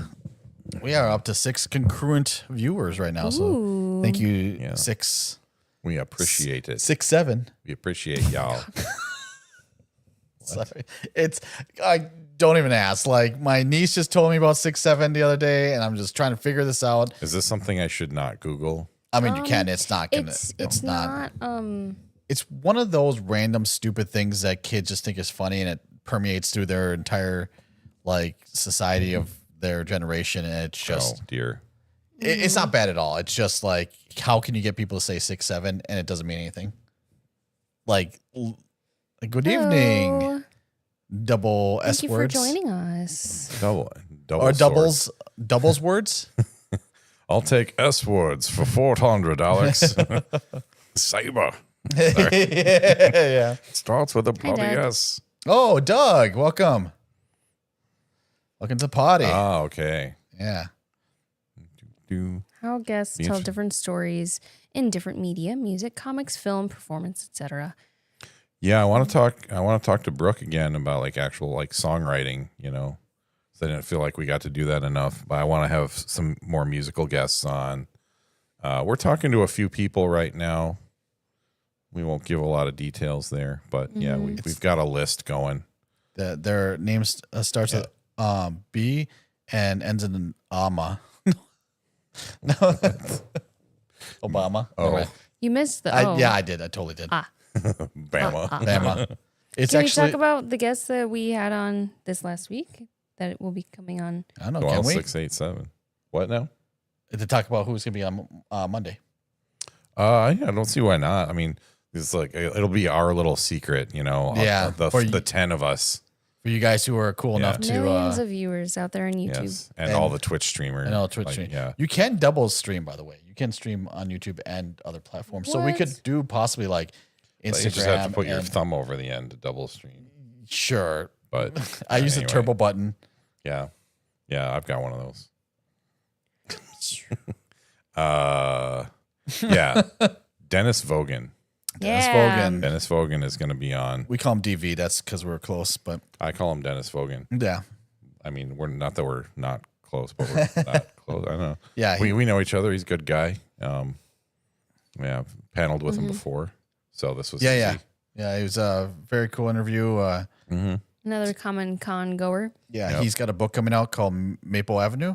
Is it Maple Street? Maple Street? Maple Avenue? It might be embarrassed, Maple I don't Street. remember. Sorry, yeah. No, it's, Maple Street. Sorry, Dennis. Oh, maybe it's Maple Street. I think We it's could Maple look Street. it up. I just don't have my phone. Yeah. Either way, cool story set here in Minnesota, and it's about vampires. So perfect for a spooky season. And the Burnsville right. Chamber of Commerce. Yeah. Spoilers. I'm just kidding. But yeah, so that'd be a fun episode. And then we did 5 episodes in a day. So I don't know if you know our trick, but we do multiple viewings. But What? No, we don't. no, we don't. I'm a liar. Even at conventions, we don't always see enough music guests. I mean, we don't want to do everything from conventions either, because there's so many creatives in the world, you know, not even just authors, not just, you know, con folk, but like we all know lots of people and they all have some input with stories. So we want to get the right list of people from all kinds of different media, different spheres because I know a lot of writers who don't do conventions at all, like historical novelists and whatnot. Sure. And that's just authors. Right. Right. I always feel like there's good places for authors. I feel like that we aren't finding or like tapping into. Like again, we did that book fair for adults, was great because people were there for books. Like Fair it was for grown-ups. Yeah. Yeah, but I've got a couple I people. always say it wrong too. I got a couple people on the list to talk about who it's a different kind of authors. But again, I don't want it to be like author, musician, author. We get the occasional artists, maybe some game design stuff, video game stuff. I mean, that would be cool. Yeah. Like again, I always say this example, like a lawyer who talks about how to spin a narrative or something. Because I say that because I want people to realize we're all things story, and that story is in everything, even a lot of our day jobs. Right. Oh my God, yeah. I work in lending and underwriting, sort of like editing. Yeah. And actually like starting the loan, making the path for the loan, knowing where it needs to go is a lot like story. Plotting in a way. Your customer service too. That I too. would say, because not that you have to make up stories for people, but you need to figure your way through that. Yeah. To make sure that they're happy in the end. Yeah, my job is more akin to murder mystery. Because you want to murder everybody in It's like a friggin' scavenger hunt to find out, like what's this payment for?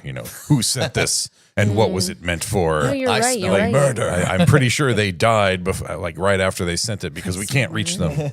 It's that kind of Right. nonsense. So it's Mysteries. so I work in a records, and we see like all the paperwork coming through in this company, and I see a lot of death certificates, and like you always like, not that the information is like, I mean, it's private to us and we can't share it. I can't share it, but just seeing some of the ways that they mark how people pass away and everything, it's kind of crazy. Like You create a story in your head Yeah. too. Like, who is this person? how about a guest who plays in a metal band and writes comics? I feel like you might be campaigning for a specific Yeah, person. it's just like It's is very this a real person? specific. Yeah. Yeah. You know what? That's probably a larger number of people than one would think. Yeah. Oh, I like that. I'm sorry. Somebody just said, Doug just said live cast murder mystery. Oh yeah. I've never been to murder mystery. I think I just might a have done cool it movie. once a long time ago. Yeah. Clue is a good movie. Yeah. Or I would like to do more. Just obviously we're talking, but more activities. it would be funny to do like get enough people and do a game of werewolf. Yeah. Like, because the people on the live stream, I mean, they'd have to be quiet. Oh, But sure. they would know who everybody was and they'd Yeah. see the interplay. Yeah. That would be funny. Clue episode. Yeah. Yeah. More episode ideas, types That's of just the scenes. Clue movie. Yeah, kind of. But yeah, just, I mean, lots of hijinks ensue when you play games like that, and I always love it because, was it like I could never play against you because you would know when I was lying and I really everything. I'm do. just like, no, Hey, that sounds like a you problem. it is a You're gonna unique have to problem. work so I on have to that. look away from my wife when I'm playing. You really need to work on your lying, Mario. Yeah, I can lie to everybody else, just not her, which is probably a good thing. It's a good thing. Yeah. Yeah. It's a true. Yeah. But yeah, I've got some more ideas for episodes, action, No, drama. wait, you don't have to heartache. read it. I'll tell you later. What? Because he goes, you can go through this later. I'm like, yeah, I'll go. Yeah. Yeah. You know what's funny is that so when we move and stuff like that, like all this is on being recorded. But when I do the cuts, when I'm doing the editing, like when I see somebody move, it's like, oh, gotta cut away from them, like But now it's like when I move and everything, it's like, no, everyone's gonna see that. Oh, I now. must be the Yeah. worst. 'Cause I No, feel like I shift a lot. probably maybe, but Every time I scratch my crotch, you got to frame that out. one of these times I'm gonna zoom in on it, just like You totally will, too. yeah, yep. Although, if you watched the last episode, Kate got her close up. oh yeah, there was one scene I forgot to cut away from Kate to you, whatever. So it's just Kate staring Just at Kate, watching me. and then you're saying something, and she's like, It was pretty good, but no, I added in some more like video. Did you see it? I did. Yeah. I like the medieval one, the PlayStation 1 game. That's the best. That's the best quality one I could find because no one had a good quality of like for that commercial back in 2000 whatever it was. Yeah, I mean that was PlayStation 1, so that's like 98. Is it one? Wow. It was PlayStation It 1. looks that Yeah, I mean, quality. no one It's had 1080p back then, you know. So Yeah, no, I still play. I still want to play that game this season because it's kind of a fall thing. oh yeah. But It's no, fiasco. and it's got a great soundtrack. Ooh, I have to listen to it. Yeah. you've piqued my interest. Yeah, I posted it on the Discord last week Oh yeah. You did. or over the weekend or whatever. I think did it Friday. I think I did it Friday night. Going back to a question that came up earlier, talking about different mediums or medias that you like have studied and that helps you with your writing. You remember that question? Oh. For me, I would say music is probably one of them. Is a thing that I know, and it actually helps me, I think, write because being able to describe music is almost like a novelization of a movie. You know, it's anywho, I guess like symphonic poems. You know how the thing the other day I was going to use as an example, but I never got to. It just didn't have to do with the topic, so I didn't end up doing it. Sure. But sort of describing music is fun and a good exercise if you're looking for one. Sure. No, I was gonna say, it is interesting to see, like, if you ever looked at lyrics of music and how like some songs have a lot of repeating, like words, and people would always complain. It's like, look at Bohemian Rhapsody and how like story driven that one is, and then look at like Beyonce and like there's 6 lines of her repeating like songs and everything, and people like give her crap or like say that's not like lyrically good. But sometimes, like, if you look where some of these music comes from, like R&B kind of maybe comes from blues, comes from other avenues, whatever, like that repeating song is like a chant, is like, you know, is almost like, I don't want to say tribal, but it gives a different feeling than having this entire story told through music, and that's hard to do. Yeah. Although if you do it wrong with the chanting or repeating, then it just feels repetitive. It does, yeah. Because you know, like there's just repeating it doesn't make it artistically pleasing. It's just repeating, right? It's and monotonous. like I said before, any '80s song. I didn't know my own power when I said this, but any '80s song tends to just repeat to the end, whether it fades out or not. Just repeats to the end. Yeah. And once I said that, I started noticing it more. I'm like, wow, I was not far off. It's like almost song. I think it's trying to continue that dopamine rush.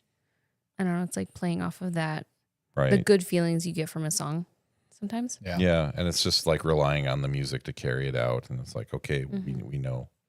Right. We get it. Yeah. We heard you the first 15 times. Yeah. And that goes double for any Police song. Ha! Oh, sure. Sorry, I just saw one. SOS. Yeah. It's like literally like 14 or so times or more. You know? We could've there's planned that better. There's the rock sound. Yeah, so there's a rock Yes. sound, but there's a version of it where it's called Rocks because it's just like rocks, and then it doesn't do anything else Amazing. until it comes back to that point where it says Roxanne again. It's like rocks. Yeah. Have you seen the Billy Corgan on rides a roller coaster clip? No. It's like 15 post that. seconds, and it's just the music from that 1979 song where he's like, "We don't need nothing," but like he goes know down that the one. hill, and it's just like we. Oh, that's great. Pretty good. There was a guy that I used to do karaoke with. He went up and did that song, and I was like telling everyone because we'd all seen that. Yeah. And we're like, hey, when he gets to that part, let's all go. We Nice. totally messed him up. Good. You have the power. Yes. Thank you. Also want to say to Doug and Karen for saying you enjoyed the additions. I'm going to try to keep them up, you know. And Doug realizes how much time it takes to 1 hour is like 2 hours in the editing booth. So, yeah, that's about accurate. Yeah.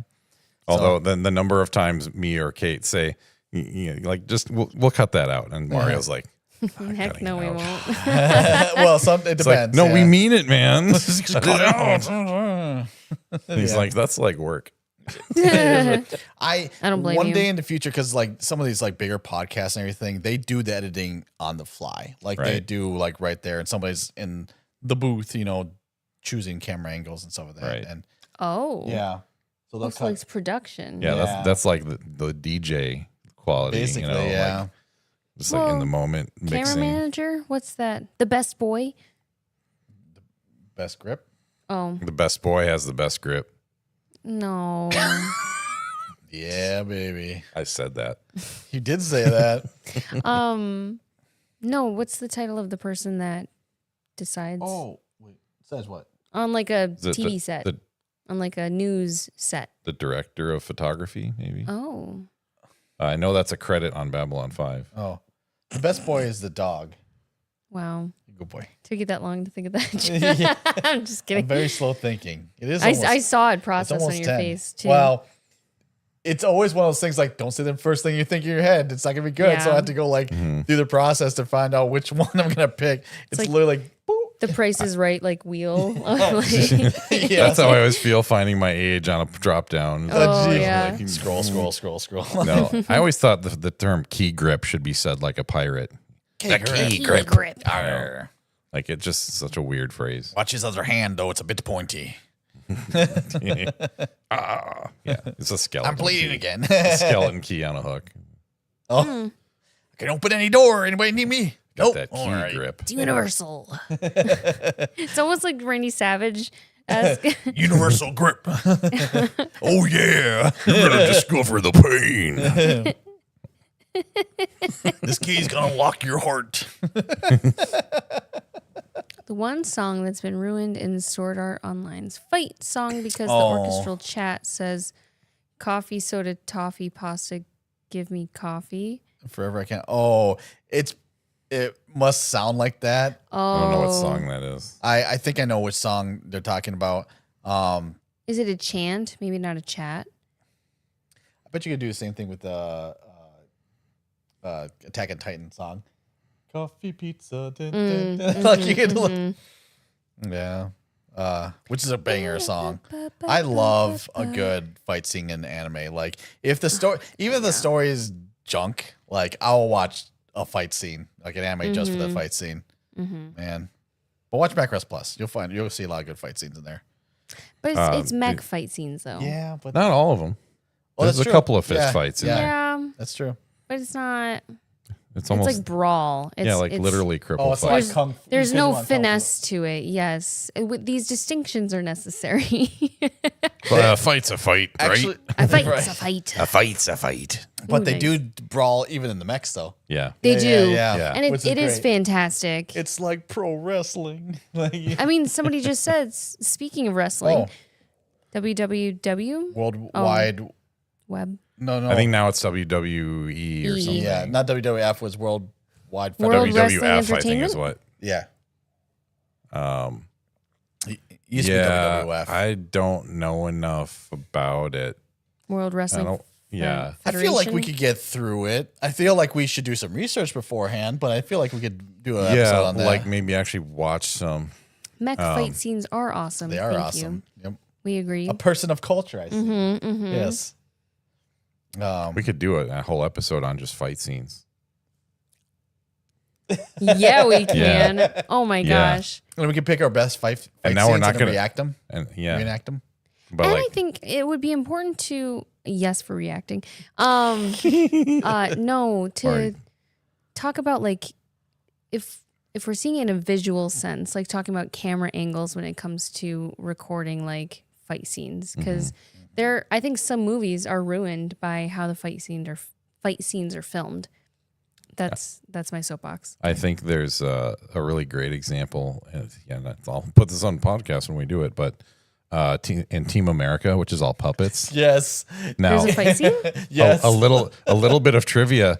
They actually had the puppeteers like do a fight, and it looked really good. And they're like, Oh. "No, that looks too good. Make it shitty." No. Yeah. They're literally It was great. they did the fights and they're just like this around. Yeah, it was great It's so funny. It is the best thing. because the puppeteers are like they're professionals. They can do it. Yes. Oh, it's sure. like, But yeah. then it's like that's not what we wanted. Professionals. they were professionals. Yeah. And they're like, we're never doing it. anything with puppets again because it was so difficult. Yeah. There's also there's a sex scene in Team America. Yeah. Oh. Yeah, but puppets? With puppets, but it's just like Barbie dolls. So it's just like they're just kind of Oh like. my gosh. Which one do you figure is longer, the sex scene or the vomit scene? Oh God, that vomit scene was ridiculous. It's like even if you're grossed out by the end, you're usually still laughing. Yeah, right. Because it's just like just so unnecessary long, and I don't always find that funny, but that was pretty good. I can speak to the Jason Carter spoke to this, Doug, about the choreographed fight scenes have changed into freeze frame or clip by clip. The reason for that, it's like a Screen Actors Guild insurance thing, because if you do actual stage combat, there is the danger that someone will actually get hurt. Good. So the reason they do it that way, like with the zoom in and the freeze frame and the clip by clip, is because there's not an actual person on the other side. And I know What do you mean? So it's like they'll show a close up of you like swinging whatever, and then it's and then it's all like, you know, kind of mocked up. On the set and Jason Carter had said like he had to fight for the right to party. He had to fight for the right to actually do stage combat. Yeah. And so a lot of the shots they got out of that are just better. Yeah. No, it's because true. it's better. Well, think of like I know you're gonna say something. Sorry, but like even with the like Darth Vader and like Luke's fight, where they're just kind of moving across the stage, and you can see the entirety of a stage as they're kind of battling. And it's that's one thing I miss in a lot of fights is when it's so quick you can't see anything. And it's like but the fight's supposed to be chaotic and quick and everything. Like no. They're supposed to be artistic. They're supposed to be like, you know, you're supposed to see it and feel the gravity of each of these hits. The lightsaber is a graceful weapon. Yes. Also, you can have both. You can do both views in a fight, you know, like, and like, you know, in Princess Bride, you see that whole sword fight. They had to train right-handed and train left-handed to do that. But like Bob Anderson, the guy who trained this, like all the sword fights, he also did the Pirates of the Caribbean sword fights. He worked with Errol Flynn. He was like in his 80s by the time he did Pirates of the Caribbean. Wow. Oh, and yeah, it was. I don't know why it sounds. He might have done Lord of the Rings. Yeah. But I might be thinking it from Pirates of the Caribbean. But no, two things. Phantasma. I don't know the things that you're talking about. Pana Richard I don't know that. and Yuan Woping. Join our Discord and link me to it, please. I want to absorb. I want to learn. I want to see more fighting. Yuan Woping, wasn't that the person who did The Matrix? I could be wrong. Woping. Oh. Yeah. Hot take: the animated Lord of the Rings did a far better Boromir death scene. Ooh. It looks so much more like a real fight if you factor in the orcs are cowards and how actual combat works. Mm-hmm. Is that the one where he kicked the helmet? You know, he actually broke his toe. Yeah. No, that's Aragorn. You see. Hey, did you know that James May from Queen was an astrophysicist? If I've probably seen it. Well, I still want to see it again. Which one? Phantasma says I've most likely seen the fights. Oh, okay. But good fight. You'll watch over and over It's again. true. Yeah. Sometimes it's nice. It's nice having context or like the name instead of just seeing it in like YouTube. But I think that's one reason why fights become unrealistically dramatized, so viewers can follow the action and actual. Oh, because the comment about the mask having to be taken off, you know, whenever they're in a fight scene. Hate that so much. It's one of the biggest problems I had with the Halo TV show. Nice, cool. Yeah. That like when these people are supposed to be a symbol, we don't care what they look like. I certainly did not. And because actually, what's the movie? V for Vendetta did it right. You never saw his face because it didn't matter. He was a symbol. He was a force of nature. Like that's what mattered. So knowing what the character looked like, because again, it's one of those things like, I love Pedro Pascal, but it's like I don't want to do this anymore because you don't ever get to see my face. I'm like, good, like, you know, because like we don't need to know that part, you know, that it takes away a lot from it. That's so it's rough. The point about fights becoming unrealistically dramatized because they're too subtle in reality for viewers to follow. There's a couple things about that. With fencing developed, I'd say for 18th and 19th century fencing, that's correct. For like 16th and 17th century fencing, it's less like that because the swords are a little bit like larger and more unwieldy. Like they're actually longer, and the fencing styles were just different at that point. So Sort of those you could goofy. actually follow, but it's a valid point mostly, and I think that like a lot of actors would say, like Bob Anderson, who I was talking about, had a great sense not just for the fight but the character, and so helping people like do the sword fights in character was really important. Again, Yes. if you've never watched the actor and director commentary to the first Pirates of the Caribbean film, it's worth watching just from the creative standpoint. It's like 2.5 hours of a really creative podcast, I think. Sure. Just to listen to Gore Verbinski. Yeah. But he talks a lot about that, and so does Johnny Depp, because he did a lot of the sword fighting. Yeah. Absolutely. I mean, the first one's a great movie. Yeah. I will the scene where Jack is in Will's shop. Yeah. That fight scene, I think, is one of my most favorite fight scenes. I'm gonna say ever. With sword fight, probably it's up there. It's in the top 5. Yeah, that was a Bob Anderson thing. And Did he also help choreograph the water wheel scene in the second movie? Because that's Probably. also No, that was an accident. phenomenal. that one for me was a little over the top. Oh, And, absolutely. like, it was just, I'm like, okay, come on, you're jumping the shark a have little you not bit. but- have you not seen Cirque du Soleil? They do that shit all the time. But honestly, I don't usually see pirates doing Cirque du Soleil. Wow, you I haven't just been to think Vegas. it's very much in that almost like silly, whimsical, Yeah. part of the genre. And I think that's something that the Pirates of the Caribbean movies sort of struggled with along the way, is they couldn't decide like how serious are we actually going to be and stick with Yeah. it. And I Yeah. think the first movie did it perfectly. But second, we got further and further away. Yeah. Yeah, Third, I think pendulumed. I think a friend of mine said this. He said about the first movie that it felt like, hey, you got some fantasy in my pirate movie. And Yeah. the second and third ones felt like, hey, you got some pirate movie in my fantasy. Sure, Yeah. I think that's incredibly accurate.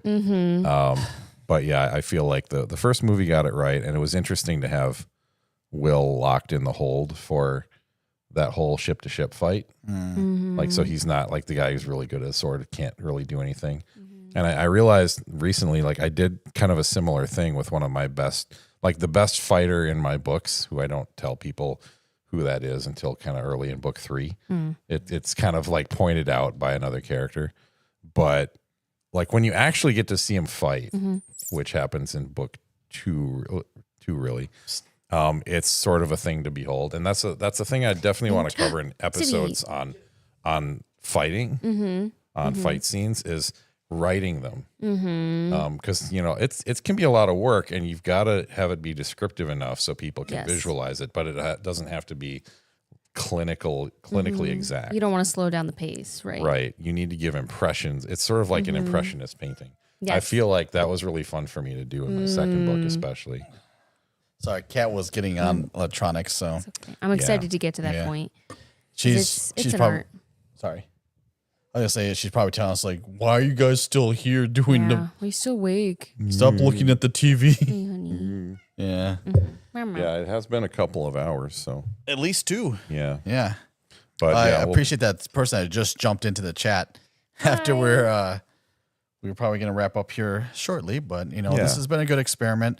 How do you guys feel about it? You think this went well? Yeah. I mean, I sort of lost my questions from earlier, so Yeah, my brother tried to help me. It didn't quite work that way, but yeah, I think we had a lot to talk about, and I'm glad to see 7 people here. Honestly, Yeah. that That's is my fantastic. goal was 5. Honestly, I know that sounds small, but with the following that we have, getting any fraction of them on a live stream, Right. like I'll see people with 10,000 followers get 16 people on a live stream. Right. Well, some of them are bots, but if you aren't subscribed to, please do. It doesn't take much. And also when you watch our any of our videos, please comment if you can. And I hate saying all this stuff because I always use a balk at all these people who would say it on their live streams, but I get it. I get why they need it. I get why they ask for it. Please like and subscribe. It helps more new, and we appreciate it.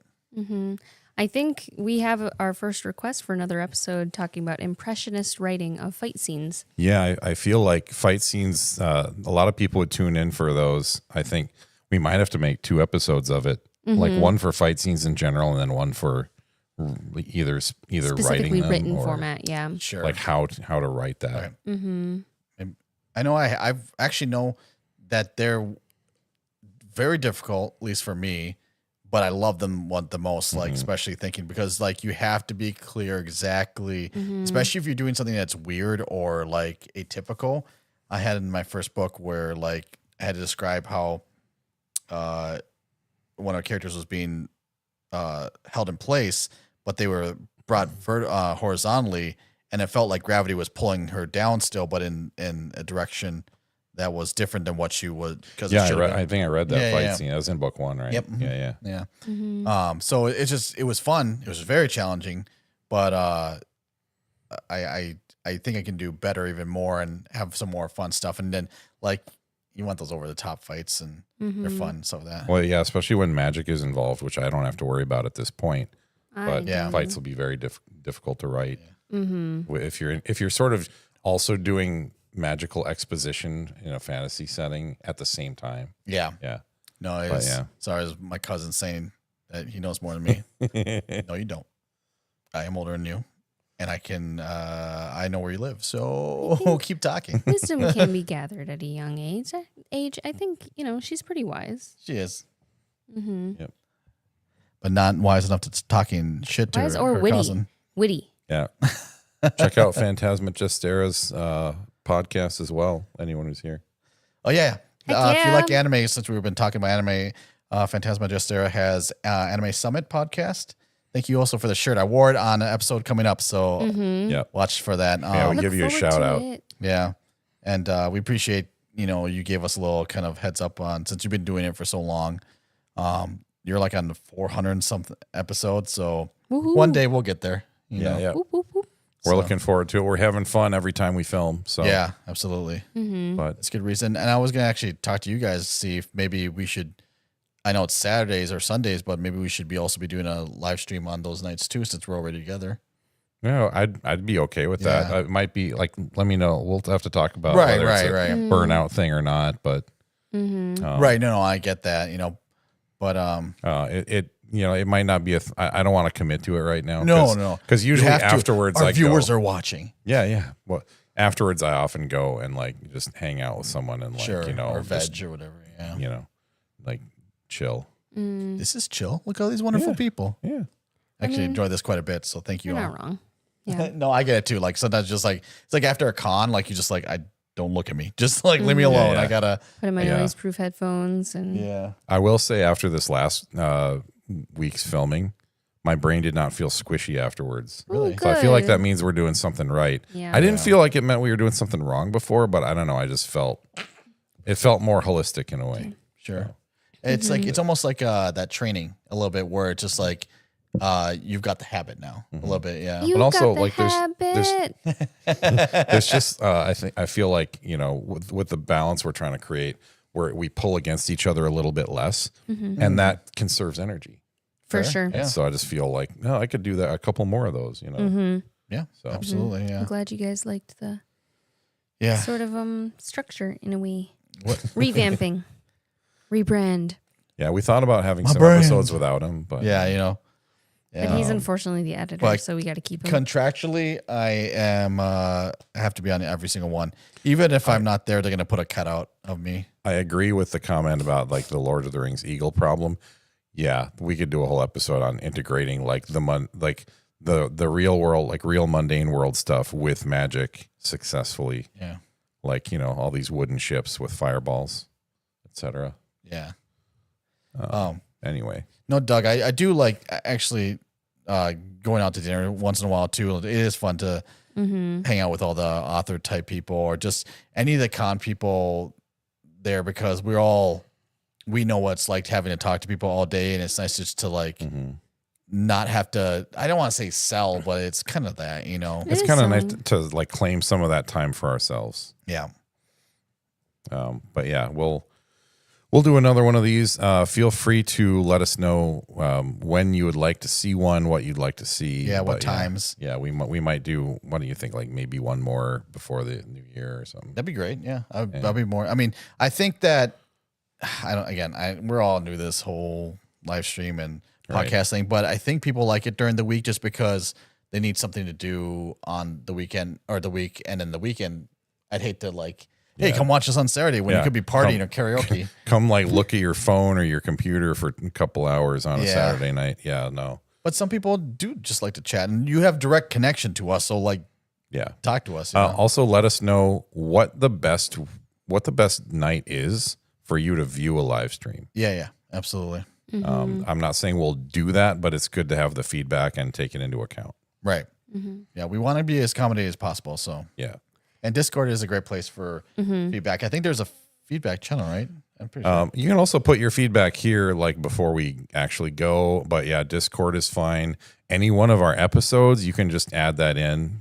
Say I saw the live stream. This works best. Wherever you want to give the feedback, give the feedback. Yeah, I do have a question for you guys too, because again, finding social media places to post, and we're gonna get some shorts on our. More on YouTube and on Instagram pretty soon, and on the Facebook page. But if you guys look at Substacks, is that a thing for you guys? Like, I want to know if that's another avenue because we were thinking about possibly like summarizing some of our episodes and putting that onto Substack for people to help. And we want to do more too, and we want to do more without spending an inordinately more time on it. Right. So if there's a way we can do more and like have it be efficient, we want to do that. Also, like, and again, I hate like asking for money, but Patreon probably can be coming soon. We want to do that because again, it just gives us some more opportunity to do stuff. Yeah. And if you like what we're doing, it's a good way to. Maybe next time we'll have super chat. That's all depending on how many. Is that based on followers? Yeah, subscribers? some of that. Yeah. So we'll probably won't. Thank you for joining, Hijinks. Yeah. We look forward to having 100 subscribers for our first goal. So yeah. Tell people about us, especially after you see our next like 5 episodes. Yep, it's gonna be good. Yep. And then we'll carry you into holiday seasons and do a few more. Maybe we'll do a Christmas episode. Who knows? Yeah, we're talking about doing something where we kind of talk more about our own works just in time for the holidays. So stay tuned. Yeah, maybe we'll even do some discounts for our books. Who knows? All right. So, but thank you so much. We've been Bards and Balladeers. Oscar. I'm Oscar. I'm Rio. I'm Kate. And we'll catch you guys next time.